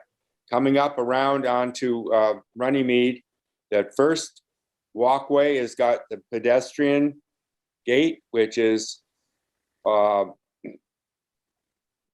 I said, that is 6 foot 2 inches. 6 foot, yeah, 6 from the foot ground. 2, and the posts are 7, and the other one down there where it says gravel, there's the double gate, and that's the 8 foot, basically the 8 foot gate. Mhm. 8 feet. There's another property almost entirely enclosed with. Yeah, and actually your neighbor's property is, your neighbor's gate, fence is on your property. Oh, okay, I didn't know that. So, where am I? Gregory, what Yes. do you propose that you would like to do to bring this into code compliance? Because you live on a corner of Runnymede and Isle of Wight, all of that fencing can't be more than 4 feet high without ARB approval. We're reluctant to approve 6 foot high deer fencing enclosing your property around that area. So how are we going to bring this down so it looks neighborly to your neighbors? Sure. So I was going to propose that. I mean, we can reduce the fencing. I mean, if we could keep, this is very instructional for me, because I did sit through most of the conversation, so I've been learning a lot as we go through it. Maybe on what we were, I mean, it's tricky because it's a corner property, but if we could have maybe the 8 foot existing fence in the back of the property, which is actually wooded, and then we could reduce the remaining 2 sides. I mean, the other fence is my neighbor's, but I could reduce the 2 sides that is our fence on both Isle of Wight and Runnymede. Now, but I am getting a little confused. Can we get approval for 6 feet, or does it have to go all the way down to 4 feet? You don't need it. The purpose was to keep the deer out, actually, because we love gardening, so that's really the only intent here. Well, I understand that, but the way that your property is situated, you're able to fence behind, you have your neighbor's wire fence, and then towards the back where your house is, you can run a fence of 6 feet to the deck to connect to your 8 foot along the back, if the board approves an 8 foot along the back there, and you would be able to garden in there. But to have that type of fencing around the front of your property, whether it's 6 foot or 8 foot, you're just blocking yourself in. It just doesn't work in the neighborhood. Most people, I know there are some deer fencing around, but for the most part, it's a pretty much open, sort of beachy feel up there. So, and when you drive down Isle of Wight, it's actually, it's kind of astounding how much fencing you have around and how high it is. So I get it is, but we do have it set back from the property, and it is we try to screen it with landscaping. I guess I was confused because I thought I heard someone say that you can actually have your property fenced, and that it was 8 foot on 2 sides and 6 foot on 1 side in the rear. And I guess maybe you can guide us. Is that correct? I should just leave it at that. Is that correct? No, it's 6 feet. You can have approved 6 foot fences on your sides, but on the road side, it has to be 4. Right, and in the back, you would need ARB approval, and we could approve, I think it's 2 sides up to 8 feet. two sides up to 8 feet. Behind the plane. So the existing, But Yeah. because you only have one side in the back that runs along your back property at lot 114, because you have two Right. front facing roadways, that doesn't apply. so, okay, so when it's good to get the definition. So the side of our property would be considered as I'm looking at the diagram here, to the left, right? That's the border on the other side of the property, correct? You would consider that the side? Well, what that you said is your neighbor's fencing that's on your property. It says 4 foot Oh, wide. no, I'm sorry. I'm talking about the back of our. I'm sorry. It's hard to describe. It's the side where the pool is, to the back of that, to the left of it. I mean, which is, I think you would consider that the side of the property because the house faces Runnymede. Right. So So I where it guess says, yeah, let me ask you this. Can you see the survey that we're looking at? correct. Yes, I can. So it says lot 113 to the left of your pool. That's not your property, that lot 113, or that's your property? That's his property. No. To the left of that, that's your neighbor's fence, correct? No, to the left of So- that is his fence. Lot 114 is the side, that whole long side is the neighbor's fence. Oh, I see. Okay. Yeah, correct. Yes. And what I was referring to is as the back. We refer to it as the back. Is lot where you have lot 134. Along there, there's deer fencing between our property and lot 134. So I was wondering, and if we could get that approved, but then we would change, I guess, everything else that runs along Runnymede and Isle of Wight and lower that, if that's the case. I'd like to be able to lower it to 6 feet from where it is, but if you're telling me it absolutely has to be 4 feet, I guess that's what I'm looking for you guys to guide me. We can approve up to 6 feet in that area. What I would like to suggest, if possible, this is just an idea, is if you would eliminate the fencing on that side down to 4 feet and run a fence towards the pool area where that line is with the little arrow towards the pool. And then you could have the 6 foot back there. Mm-hmm. What line, Betsy?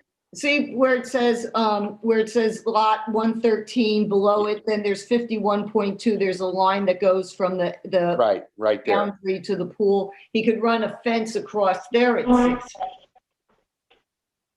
Yeah, hang on. I'm just trying. I've got my reading glasses. I'm just trying to see where that area is near the pool that you're suggesting. It's behind the plane of the house. Right. And it would enclose, and you could run that along your pool area and enclose that back area. I understand what you're saying. So, yeah. Okay. Well, okay. So, yes, I understand what you're saying. You mean coincident with the side of the pool? What, Jonathan? I'm sorry. Coincident with the side of the pool, you mean? Say it again. You're commenting on a proposed fence that's coincident with the side of the pool. The front, yes, where the front of the pool is, where that line above 51.2, he could run a 6 foot fence across there, and then that would enclose his back area and leave that front area open. If he wants to put a 4 foot, fencing around it, that's up to him. Mm-hmm. Okay. So I understand what you're proposing. But for the immediate would be what you're suggesting is to basically reduce it to 4 feet if we were keeping the fence where it is, and then if I wanted the additional protection, it would have to be back closer to where that line is 51.2. I understand what you're suggesting. If you wanted to enclose the area for your gardens and things like that. I just think that all of that fencing that runs along Isle of Wight and Runnymede is really out of character. Mm-hmm. And if we were to reduce, but it is open and it's mesh. Is it illegal? I guess is it illegal to have it if we were to reduce it to 4 feet? If it's above 4 feet, you can if it's 4 feet, up to 4 feet is your right. You don't need ARB approval. Anything above 4, but not more than 6 in the front, you need ARB approval. Okay, so I understand your guidance on the fencing. Understood. And so what we will do, I guess what we will do is propose, at least at a minimum, reducing the existing 8 feet to 4 feet on those two sides, Runnymede and Isle of Wight. Could we get an approval on the side of the property near Lot 134 to keep it the way it is at the 8 feet on that one side? Which is the side yard. Rear side. The rear side. Rear side, I guess is how you would call it. And then what runs along the back that's your neighbors? Is that 8 feet? Yep. Yeah, that is 8 feet along. The border on Lot 134 is 8 feet. And I guess I was just asking, I'll make all the other changes, but can I at least just keep that one side the way it is? I don't have. It is wooded there. I think it's fine. Now, what about the driveway gate and the other gate? I wanted to ask you about the gates. I understand your concerns about the gates and the height. Let me hear your suggestions or your thoughts. Well, I just wanted to ask you, Jonathan and Gregory, how many pedestrian gates do you have running along Runnymede? The 2. Well, I guess one is a pedestrian gate, and the other I would call more of an access gate for landscapers. So the pedestrian gate is small. It is only 6'2". I was hoping maybe I wouldn't have to change that one, and because I think you're probably going to require I change the other 2, but I'll wait to hear what you say. Well, I think if you're going to reduce everything along the 2 roadways, that the gate should match, right? Because so we would resize it. Right. So then let's look at the driveway gate, the photograph. I can't help you. I'm working.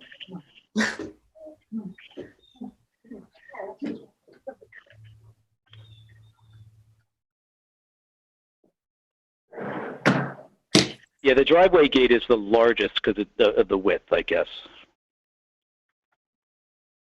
And how tall is that now? It's 8 feet. Looks big. It's big. And it's. And that. Well, the posts are 8 feet. Yeah, the posts are 8 feet 2 inches. The gate is 7 foot 7 inches. Yeah. Right, and the fencing that goes left of that. What part? What is this on Runnymede or is this Isle of Wight? Isle of Wight. That's Isle of Wight, yes, and it is that mesh fence, deer fencing, which we would lower, obviously, based on the guidance you're giving. To 4 feet. Yeah.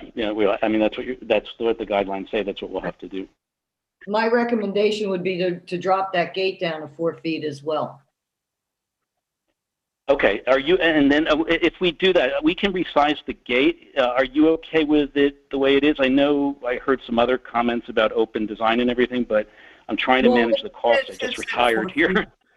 If it's 4 feet, you don't need our approval on the design. Okay, good. Okay, that helps. Okay, so we would resize that. And the other 2 gates, what? Match the fence. The pedestrian gate I'd like to keep only because it would just, to say, and if it's only 6'2", if that's acceptable, and then the 2 larger gates we would resize. Is that okay? Let's take a look at them.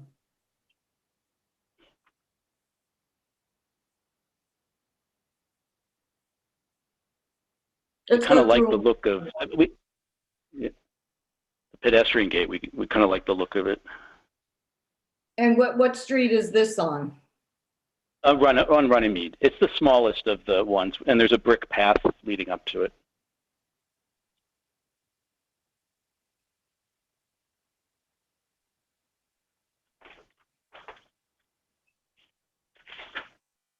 You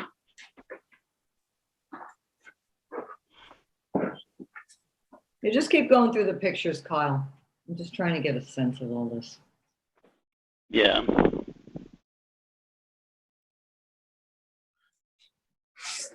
I think my photos were better. Well, that's the utility. That's the utility gate. Let's take a look at your photos. Yeah. So that's for the landscapers in the back. We would reduce that to 4 feet, as you're saying, to be compliant, and also the deer fencing would be lowered to 4 feet there. So the gate would be lower. It's the other one that I was. Which is at the entrance. The other one, the previous one? No, Yeah, it's the smallest of the two, and there's a brick. Yeah, it's a pedestrian one. It just goes to the entrance of the home. I don't know if you. I have it in my packet. It doesn't look like it's there. What? It's here. It's right here. This is your entire packet, sir. So. Yeah, we're looking at it now, so you might. Oh, okay. Okay, then you got it. Right. Okay, so the next one. It should be the next one, folks. How tall is the gate, and how tall are those posts? The gate is 7 foot. Gate is 6'3", and the posts are 7'0". Yep, that's it. Well, the posts have to come down. The posts have to come down to match the gate. Yeah. Okay. Can it? But if we can keep it at 6'2", it just say the fewer changes I can make, the better, if possible. Wait, what is? I would resize the post to 6'2" to be compliant if we can get the. Yeah, that's good. Okay, let's wrap this up. Come on. Keep going. Okay. Good. Well, what are the other?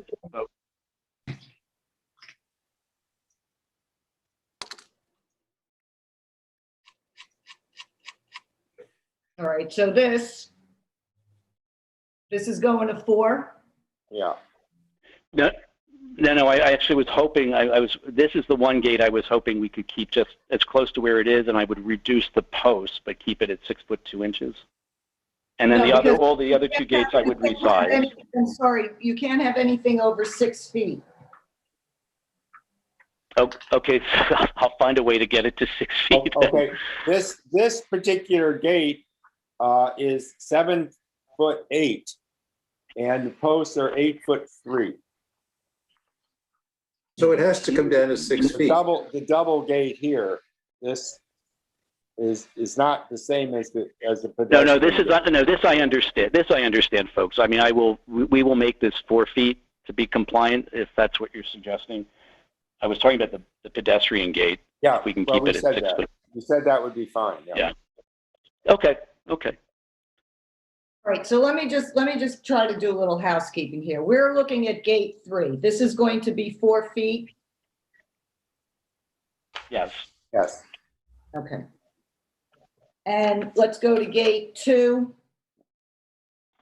This is all at 6'2".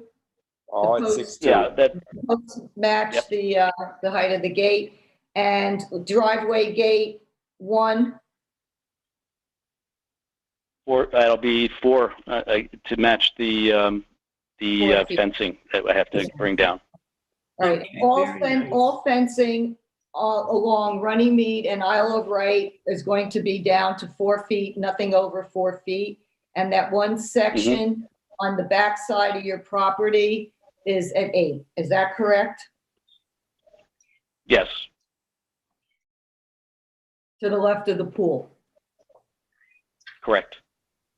Does anybody have any comments or questions on this? No. They're very nice. And Esperanza, where are you? That's fine. Okay. Yeah, sounds good. Thanks, So folks. wait- This is it was very interesting. Thank you. Have a good evening. Thank you. Jonathan, you want to make a motion? Yeah. I think the best thing to do, Jonathan, is do what we just did. Say gate 1, where Yeah. that is. Okay, got it. So I move that we approve the short side fence at 8 feet as it exists, that the fencing running along Runnymede and Isle of Wight all is reduced to 4 feet. Gate number 3 is reduced to 4 feet along with the posts. The gate number 2 stays at 6'2" and the posts are reduced to 6'2". And the driveway gate and posts are reduced to 4 feet. Right. Okay, can I get a second on that, Diane? Yes, absolutely. One other thing. Yes. The remaining side of 8-foot fence is owned by the neighbor, Right, the back side. although it's identical. So. Right, okay. Diane seconded, all in favor, Yes. Esperanza? Aye. And Chip Aye. and Betsy, aye, okay.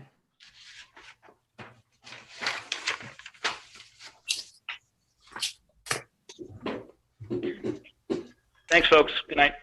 Thank you. Thank you very much.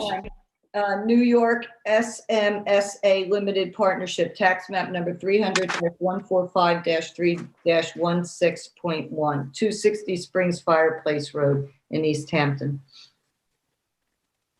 Excuse me, Chair. I believe we have a caller on the line for this. Okay. I'll let them in. I'll just say the last 4 digits of their phone are 6363.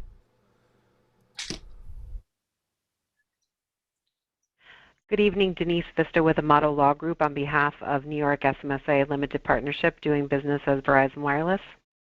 Hi, Denise, welcome. Thank you. So we're requesting an extension to obtain the certificate of occupancy. We haven't requested the inspection from the ARB yet. They're finalizing their construction. We anticipate that it should be done within the next few months. Okay, let me let Esperanza read into the record what this is for. Yeah, essentially it is just what Denise said just now. This is for an extension of time. Verizon Wireless was granted approval by the ARB on May 10, 2018 for this communication facility that's on town-owned property. And they are asking for an extension of time because that resolution will expire if the certificate of occupancy has not been obtained within that time frame. So we're just right at that end date, and I see no issue with extending the time and moving forward. Okay. Anybody have any questions or comments? No? All right. Can I get a second on that, Chip?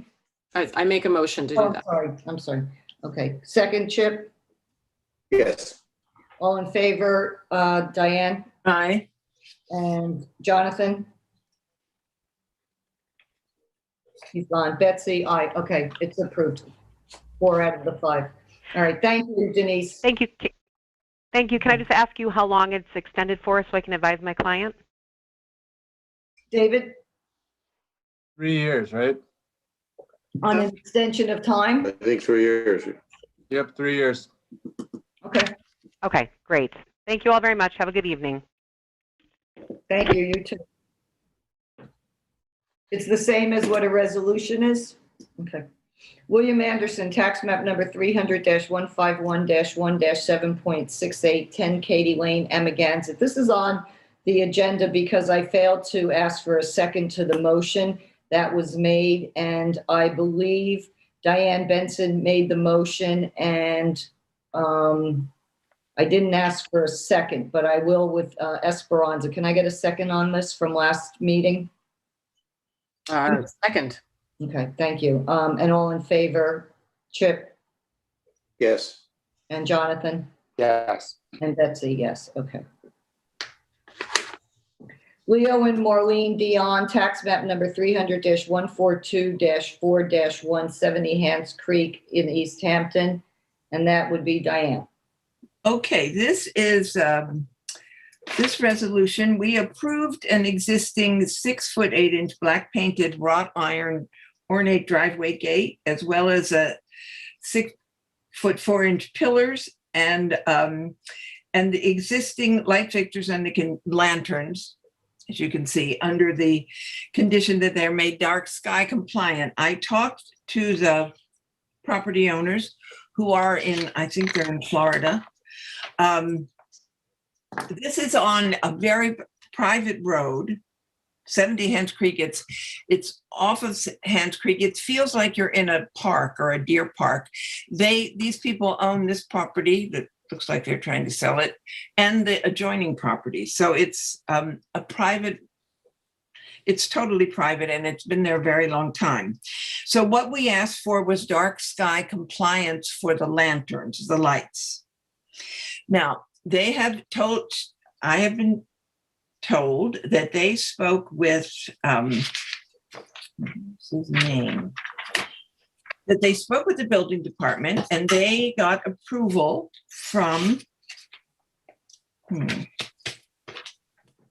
gave me a name. I sent it to you, Betsy. I just thought of that. Let me look into it real quick.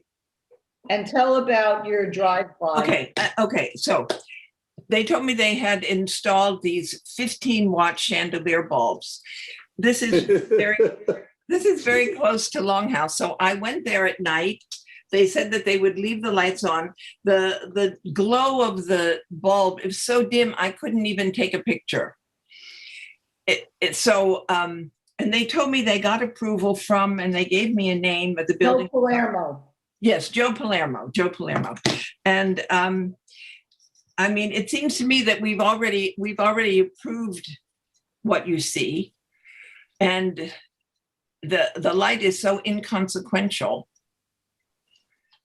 that I think that we should let it go. Well, So, go ahead.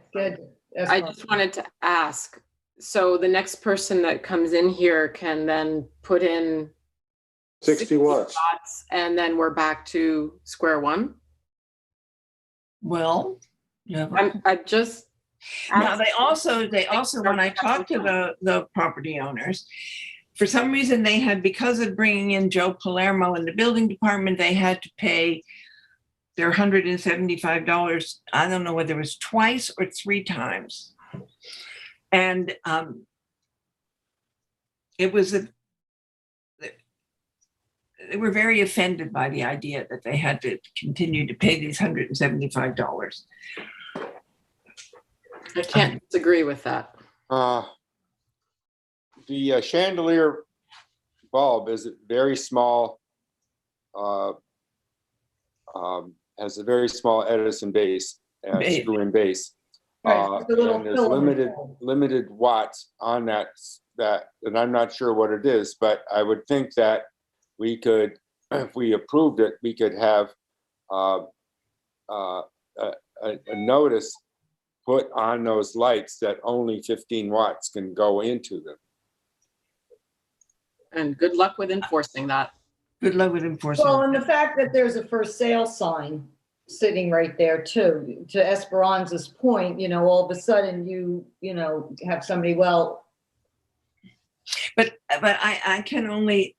I know. Well, I'm telling you that it's like a little dim glow, but it's so removed, this property. I mean, it says 70 Hens Creek Road, so it seems so obvious, but it's very, very removed and private, which is why we approved it to begin with.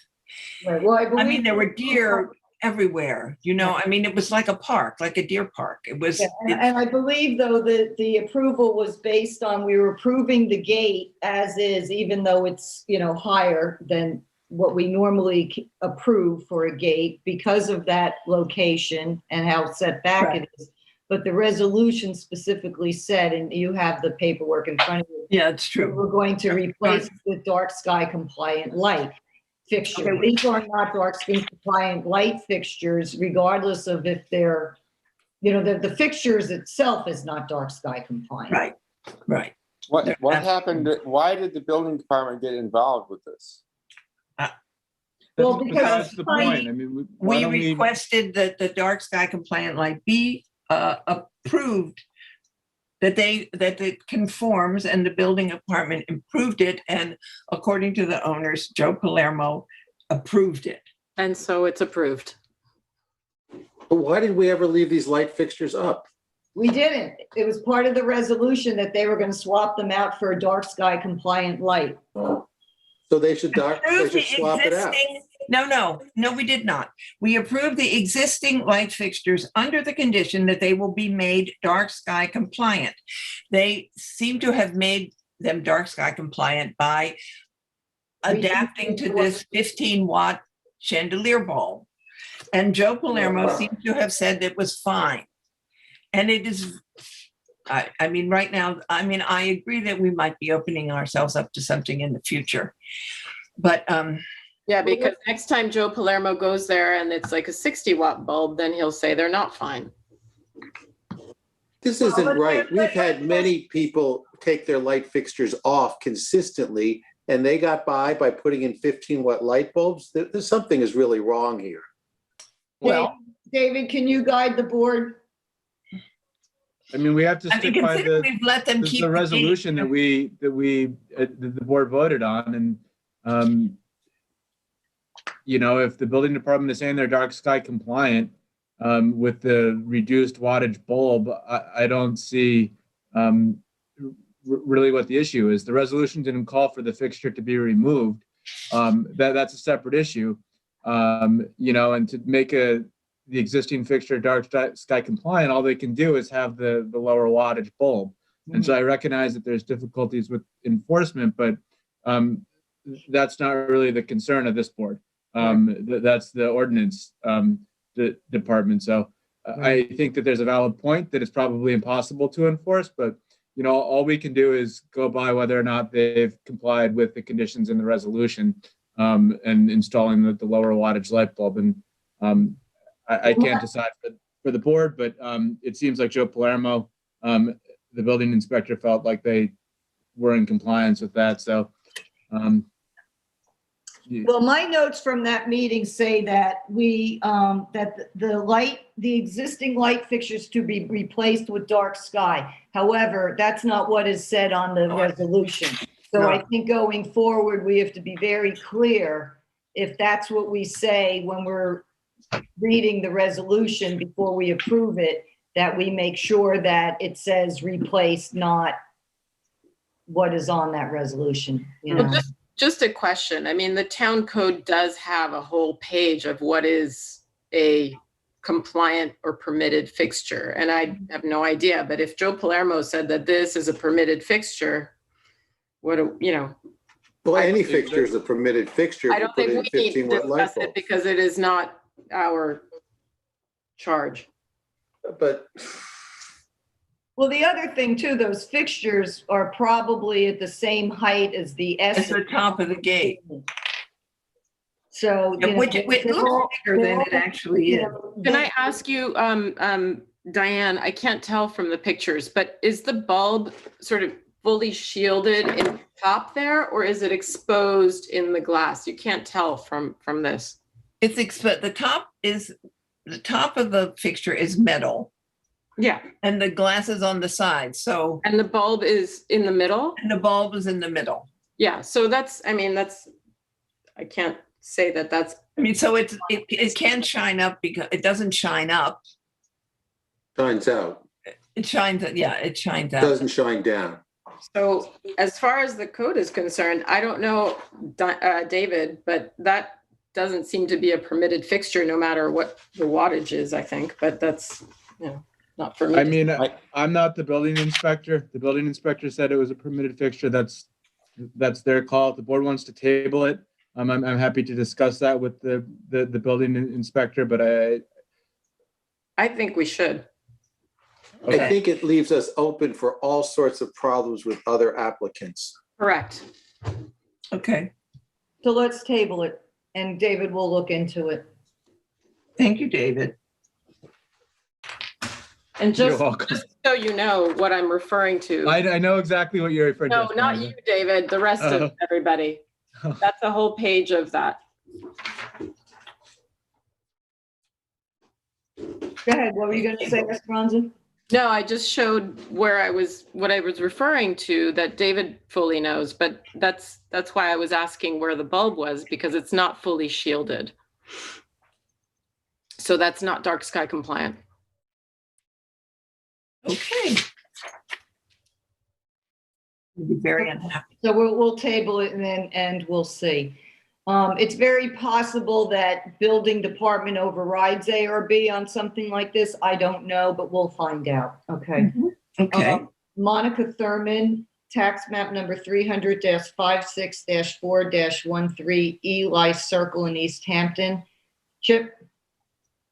This application is for approval of height reductions on driveway gates, posts, a lattice pedestrian gate with side panels, and deer fencing that surrounds about 3/4 of the property. We last visited this property on November 12th, 2020. There were 4 items that we requested height reductions of, and all have been reduced. This gate was cut down and the panels from 8 foot to 6 foot. Next picture.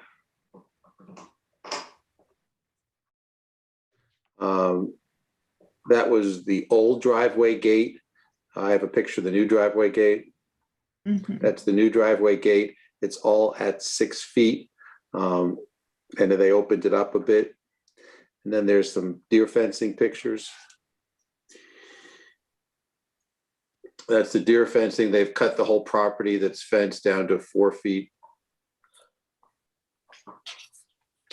And that's it. So they did exactly what we asked them to do. I met with the builder. He was meticulous about it. I see no reason not to approve this. Okay. Can I get a second on that? Can you make a motion? Sure.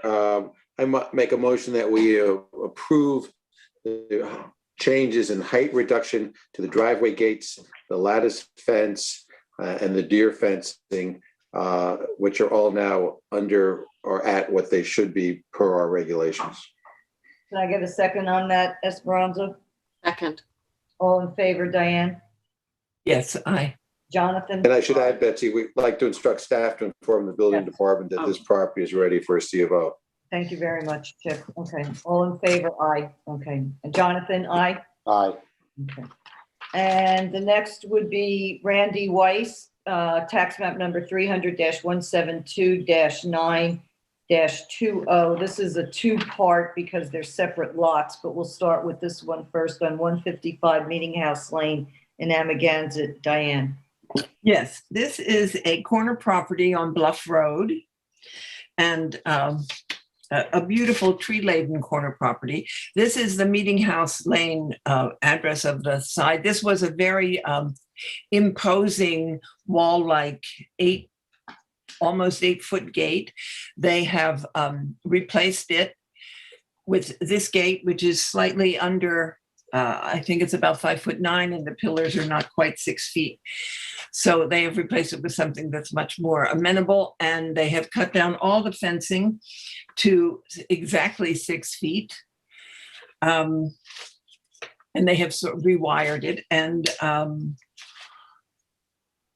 I assume the burlap is going to come down. They've re-landscaped so that as these, everything grows, it will be concealed. And it's 1,000% improved. Okay. And should we talk about the other property as well? Well, we got to make a motion on this one. Okay, Because there's 2 different tax cap numbers. I mean, okay, and I would, unless there are any questions, I would make a motion that staff notify the building department that this is ready for a C of O. Okay, can I get a second on that? Jonathan? Yes. All in favor, Chip? Yes. And Betsy? Aye. Esperanza? Aye. Okay. All right, and then Randy Weiss, tax map number 300-172-9-19.1306 Bluff Road in Amagansett. Okay, that's the same. Okay, this is the corner of Meeting House. This is the corner that you see. When we first looked at this property, the very tall, very irregular fencing came right up to the simple fence, and it was really awkward and unsightly. And they have moved the fence completely back. They have covered it with greenery. I mean, they had specimen trees. They've moved some of the specimen trees behind now the hedge, and it looks so much better. And it complies perfectly with our resolution that they relocate the existing fencing and reduce it to 6 feet. So nice. Done. Okay. So I would like to make a motion that we contact the building department that this is absolutely ready for a CLO. Okay, great. Thank you. Can I get a second on that, Chip? Yes, second. Okay, great. All in favor, Esperanza? Aye. Jonathan? Yes. And Betsy, aye. Okay. East Hampton House, tax map number 300-188-2-4226 Panago Road in East Hampton. Chip. Excuse me, Chair. I believe I have Lori from Land Planning on the phone. I'm going to unmute that now. Sure. Please. Sure. Thanks, I'm here. Hi, Lori. Okay, hi, Lori. Hi. So, Lori, I'm just going to go over what I saw yesterday. So East Hampton House is that motel that's on the right side of 27 headed towards Amagansett. This application is for approval of a pool fence at this site. It includes a new pool, which has been put in, extensive new landscaping, and thus a new fence around the pool. We last visited this site on November 12th, 2020, when we approved a 4.5-foot high ornamental 380-foot long black aluminum fence to surround the perimeter area of this new pool. The work is now complete, and here's a picture of the fence. So remember, we approved a 4.5-foot fence. The fence that was installed is 5 feet 4 inches with posts that sometimes go higher. So it's about 10 inches over what we approved. It's dark black. It's not particularly Hamptons-like in any way. And I think with the extra height, it is a real problem. I met with Jean there yesterday, and she could not explain to me why this fence was installed significantly higher than what we approved. I'm hoping Lori can shed some light on it. Sure. Brittany, can you put the pictures up that Jean emailed to you yesterday, please? Hi, Julie. 2 photographs, yep, of the pool fence, and the plantings. From what I understand, the pool contractor who installed the fence didn't actually know it was taller than what was approved. We think it was a shipping error or something like that. Anyhow, I was actually surprised when I saw the pictures. I thought it looked wonderful, and I think the landscaping itself is going to. These are grasses, and there's shrubs in here that you can see on these photographs that don't have any leafage yet. So I think that this is going to be fairly well camouflaged by the vegetation that's already been installed. The fence that was approved was actually a black metal fence, so that's no different. And most importantly, this fence can't be seen by anybody but the residents of the hotel. It is not visible from the road. It's 8 feet taller than what was originally approved, but it is a transparent fence. It's not a thick, heavy, what's the word you all use when you don't like a gate? Opaque. I can't remember. Yeah, Lori, but this fence marches up this berm, which you see in the back. That is not going to be covered by shrubbery probably in our lifetimes. So it's a fence that marches all around this pool, marches up a berm, and then goes behind the berm. So I think saying you made a mistake and now you're going to let some shrubbery grow up to deal with the mistake, it does not solve the problem. You paid no attention to our November 12th resolution, and you were in charge of this project. Okay, well, first of all, I get the permits and I hand them to the people that are in charge of building them. I'm not on site when these things are being constructed. But secondly, well, somebody needed to be on site, whether it was East Hampton House Board or the Building and Grounds Committee that's a sub of that board, but someone needs to take responsibility for this. I don't think you can say the fence installer made a mistake. Can I just ask a question? Excuse me, Lori. Can I ask a question about the berm? I don't see the fence up on the berm. It marches up the side of the berm on the right-hand side, and it's much, much taller than it is where the land is flat. Well, of course, but it's the same size. Physically, the fence is the same size as what we're looking at. But the change in gradation make it much taller and over the. Do we have any pictures where that shows that? I'm just curious, just for argument's sake. Well, I sent some pictures in. Let's see. Seems the person was dyslexic when they read this. That's all. Oh, dyslexic. I know, I think they honestly fence in order for the 5'8". This isn't even this fence. This is someplace else. This has nothing to do with this site. If you go from a 4.5-foot fence to a 5-foot 4-inch fence, it seems like the numbers were just inverted, and it's 5'8". Possible. It's possible that that's why it was ordered that way.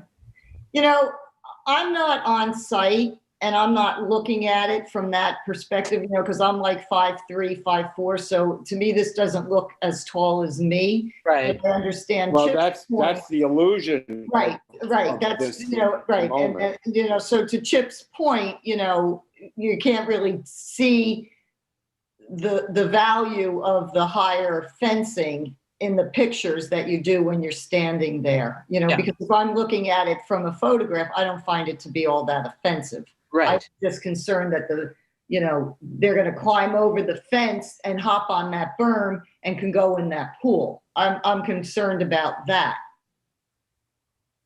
Because That's the fence going to be the is building on top of the berm. Well, that would be the building inspector's call.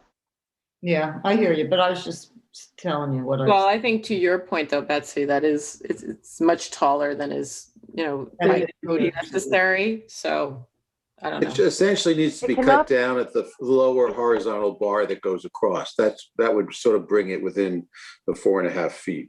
And it's not, it's aluminum, right? It's not. It's aluminum. It would be a monster of a job to cut this thing down. I mean, and then you're going to have, you know, exposed aluminum metal that has to be capped and reconfigured, and that's probably even more dangerous. Cut the bottom off.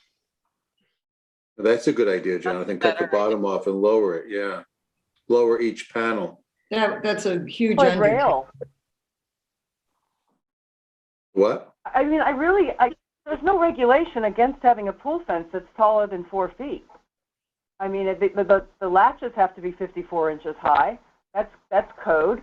And if there's an issue with the fence going over the berm, we can put some sort of a vine on it. I mean, that would solve that problem as well.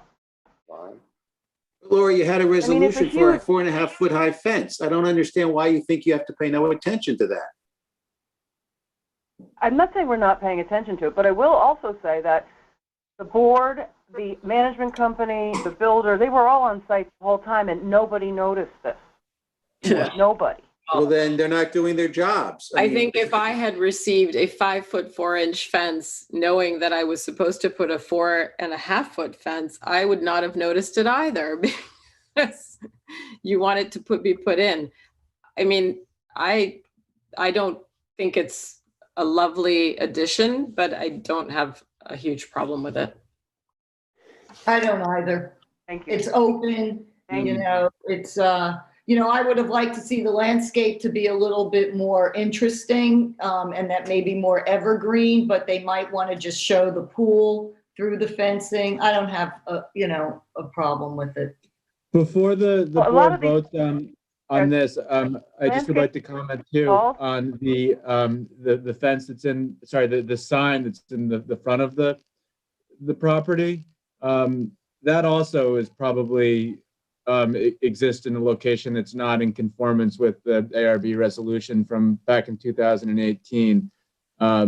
So when the building inspector goes to issue the CO, that's another thing that you know, I think that you should just be aware of, is that there's a resolution that required your business sign to be moved back onto the property, and that wasn't done. So it was, you know, you've got two separate issues with structures that are on the property that, you know, are not that don't comply with two separate ARB resolutions. Thank you. So what we're trying to accomplish here is to get the certificate of occupancy by Memorial Day. So this particular CO inspection and letter is actually very important to be able to do that. The hotel's already booked, and that would be when it would open, obviously, and we need to get that CO in hand for that to take place. Well, let me ask you this, Lori. When we approved the new sign 2 years ago, I think it was, I don't know, was it like 2018? On the survey, it showed where the existing post and the old sign was, and it actually says on the survey, in addition to on the resolution, that the new sign would be moved further south up onto the property line and off of the state highway easement. That wasn't done. Did you ever close that resolution out with the certificate of occupancy? I don't think so. Yeah, I don't think so either, because whoever would have been the board member to do the site inspection would have realized that it wasn't, put back. So we've got two C of O issues. I think the sign situation is going to affect your C of O. And is it possible that they can move that back and close that C of O out? Put new posts up if they have to, and put the sign on new posts? They just have I to think pick up the there's whole thing and also move it some, back. but there's also some enter and exit signs that are like square blocks. I think they're adjacent to. They were pre-existing. They were okay. Yeah. So what happens, Chip, in that case, like for instance, if that sign originally was pre-existing and for some reason it had approval and then they changed the sign, that's when you have to move it back. Anytime you make a change to something that's pre-existing. But those square. They left those. Those are original. Got it. Okay. Well, I just think it's really bad form that you have two. I know. But that's. I thought they were going to move it. Yeah. Yeah. But and I mean, does this motel, operating as a co-op, does it really pay any attention to anything we tell them? Well, I don't know if that's a point at this point. Well, it is the point. We have a sign violation and we have a fence violation, and they want to open in 2 weeks because it's Memorial Day. I can have the sign moved back immediately. They can do it themselves. That's not a big deal. We can have that taken care of. Yeah. The only thing is those posts might be in with a cement footing, so they might have to, put new posts in, just cut it down. But that's not my concern, however they do it. If you go back to that paperwork from that time, you'll see it on the survey that it was where it's supposed to be. Okay. We have a copy if you need it in the office. I'm sure we have it too. I didn't realize it wasn't actually on the property. But okay, that's fine. I will have them take care of that right away. Now, what do I do? I'm not going to be able to get Walbridge to go out and do a survey for like 3 months. So do you just want to do another inspection once we have it moved back? Well, I think we'll have to find out if you actually, put in a request for a certificate of occupancy on that sign. You might have to do that. Maybe they never try to close it out. So you need to do that. Correct. That's what I'm saying. So for the next meeting, which is the 27th, we can put that request in. We can physically move the sign back. Right. And then get everything signed off then. Yes, that's how we can handle the sign. Okay. So Chip, what would you like me to do? Would you like me to poll the board to see, if everyone, Sure. get a consensus here? Can I do that for you? Sure. Okay. Yes. So I'd like to poll the board on this, fencing situation that it's approximately 10 feet over what was originally. 10 inches. 10 inches. I know. And I think Lori said 8 feet before that it was, anyway, it's getting a little brain dead. 8 inches. 10 inches over what was originally approved. So, Diane, where's your feeling on this? Well, it seems like it would create a hardship, but I understand Chip's reluctance. Exactly. Yeah. I understand your reluctance because it makes all this deliberation and research and everything, I mean, it seems that we don't have very many hard and fast rules, but I would say in this case that we should let it go. If they bring the sign into, 2 wrongs or one too many. So at least if they correct the sign. Jonathan? I don't know that I can vote on this because I wasn't there at the original origin, but I'm inclined to vote no because it's a blatant, just going out and doing something different from what was approved that seemed to be important. Well, Jonathan, just to let you know, you are a board member and you get to vote on something from the past, even if you weren't here. So your vote is valid. Esperanza? Well, I agree with Chip, as Diane said. I would imagine that we voted on a 4.5 foot fence because it seemed like the most agreeable and aesthetic option that was proposed. And perhaps had we been asked for a 5'4" fence, we might have not approved it. Like you said, though, Betsy, I'm not there to see it. I'm thinking this is a fence that's about my height, and that's tall for a pool fence. You know, I don't know. This is tough. Let me ask you this, because I'm in agreement with everybody on the board. I might be a little bit more, lenient here because I'm looking at the photo. Would you mind, Lori, if we table this and the board, since it's such a central location, that we all can individually go and take a look at it and put it back on the agenda for the 27th instead of voting it no? Have people go out, the board members go out and then go back on 27 and we'll deal with it and the gate at the sign at that time? Yep. So the only thing I want the board to realize when you go out into the field is that the grasses that have been planted will grow to be about 4 feet tall, and the shrubbery that's planted almost at about every post of the fence is already almost as tall as the fence, but doesn't have its leafage yet. So there's going to be quite a bit of screening coming on around this. Yeah, but that's not what we saw in the photo. It didn't look like that. That's why I think an actual site inspection would probably be more telling for us. I'd rather table it than, have you walk away with a denied today. No, I hear you. Yeah, I think you should. I mean, I actually think it looks terrific, so maybe you will too. Okay. So we're going to table this. You've got a little work to do with figuring out about the C of O for the sign and all that. And and Lord, I'm just, we're almost done, so I'm going to just take a few extra minutes because it's not going to change anybody's day. I don't know if you listened from the beginning. Two things.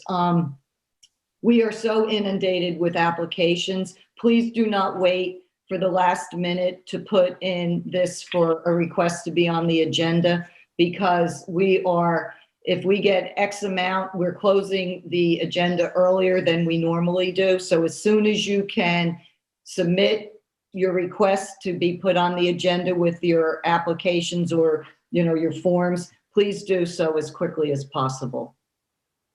We'll get the application to close out the sign one in this tomorrow. And then we'll have the sign moved back before the inspection.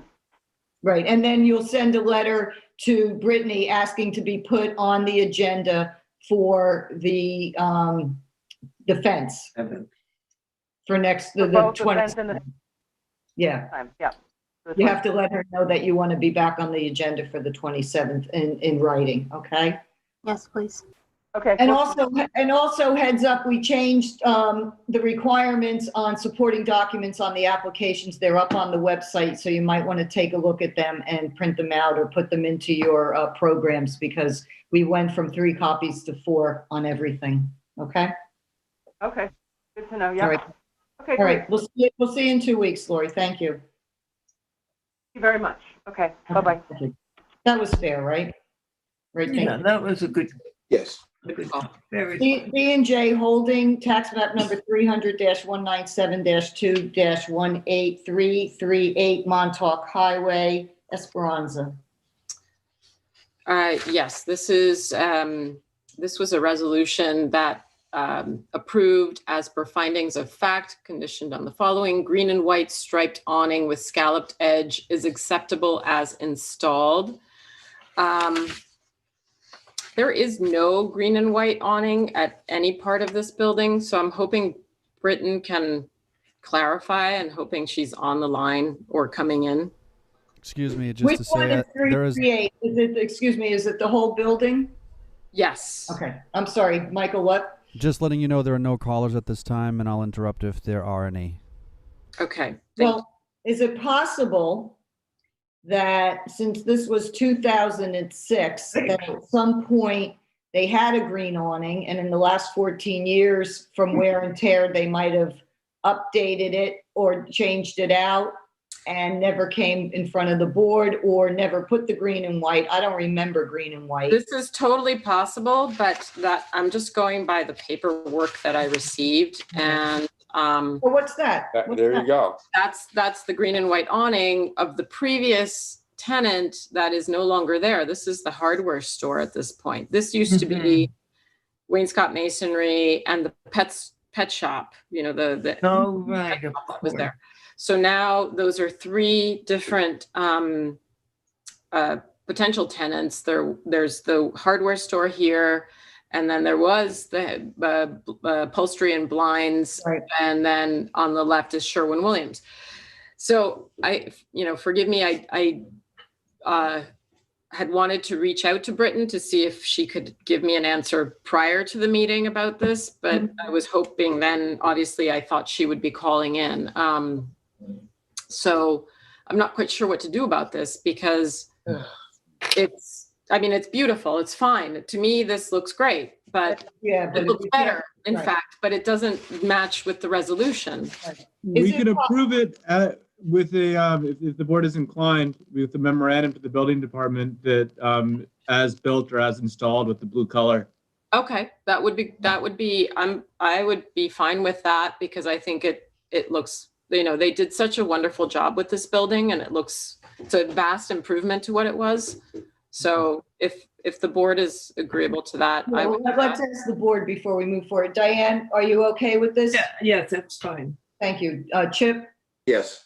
Jonathan? Sounds great. Yeah. I am too. Okay. So, All right, so I make a motion to instruct staff that this application is ready for a CO with the provision that there was a modification, that we accept the modification to the existing awnings, that they are installed in a blue color, and as opposed to the green and white stripe. Excuse me, Chair, there's a caller at this point pertaining to this. okay. I'll unmute that caller now. I love some history.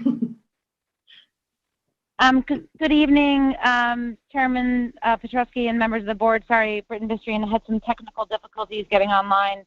I am here representing B&J Land Holdings to get a CO on this property.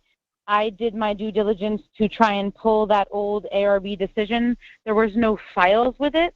So I was sort of fumbling with what was actually approved, as it was a long time ago and a lot of tenants have changed hands.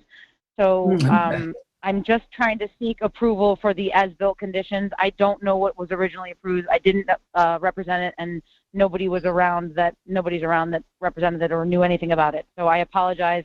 I did try and figure it out, but I could not. So if I appreciate Esperanza, making a resolution to modify it to the conditions as built. Right. I just want to say that I would imagine that whoever changed these out during, between 2006 and when these new ones went up, failed to go before ARB, or there would have been some paper trail, correct? Yeah, I would think. Chair, if I may, I do have a copy of the 2006 resolution. Yes, and I have that in my hands as Yes, well. but that's the green awning. I'm saying after the green awning was installed, when they changed this, they failed to come before the ARB and submit an application for the blue. Okay, so Esperanza, I think we're good to go. So you want to make a motion? Yeah, I did, and so we instruct staff to advise the building department that this is ready for a CO with the awnings as installed in blue. Mm-hmm. We'll say medium blue. Santorini blue. I don't. Santorini blue? Well, that's why I picked medium. Let's just go with medium. It's not light and it's not dark. I could go into the paint store and find a really fun color name for you. Sure. Okay. All right. Can I get a second, Diane? Yes, second. Okay. And all in favor, Chip? Yes. Jonathan? Yes. And But Betsy. just to be clear, that's medium blue? Yes. Yeah. Okay. Unless Britton has another color she wants to call it. I mean, It's you could done. probably, I do not. and maybe, I mean, and I don't know if this is something that you can do, but and perhaps it's a good idea for our records to have whoever installed these awnings provide information. Is that something that we would want to do to keep in the files? Okay. I don't know if I am going to be able to find that information. I mean, I'm happy to try, but Yeah, I'm dealing with, let's just stick with the an medium owner blue. that's gone, and Medium blue's fine. Let's just go with medium blue and call it a day. Yeah. I have no idea what that is, but I'm fine with it. Excuse me, Vice Chair, I'm sorry. Who made the second on that one? I believe Diane. Thank you. Yes, Diane. Thank you. Well, not to belabor the point, it's not light, it's not dark, it's medium. Okay. All right, Britton, you're good to go. thank you very much. Thank you. I think this was a very interesting meeting, to say the least. And our next meeting is on May 27th at 4 p.m. I would again recommend that anyone that would like to submit an application to go online and look for our new updated application forms, as well as get your applications in as quickly as possible. Anyone who was bumped from this meeting due to our volume, please rest assured that you're automatically being put on the agenda for the 27th. I think we have 5, is that correct, Brittany? That we're going to start adding to the agenda starting tomorrow. All right, I'm going to make a motion to close the meeting. Can I get a second, Esperanza? Second. All in favor, Diane? Yes. Tip? Aye. Yes. And Jonathan. All right, thank you everyone for all your work, and Michael and David and staff. Good night. You are.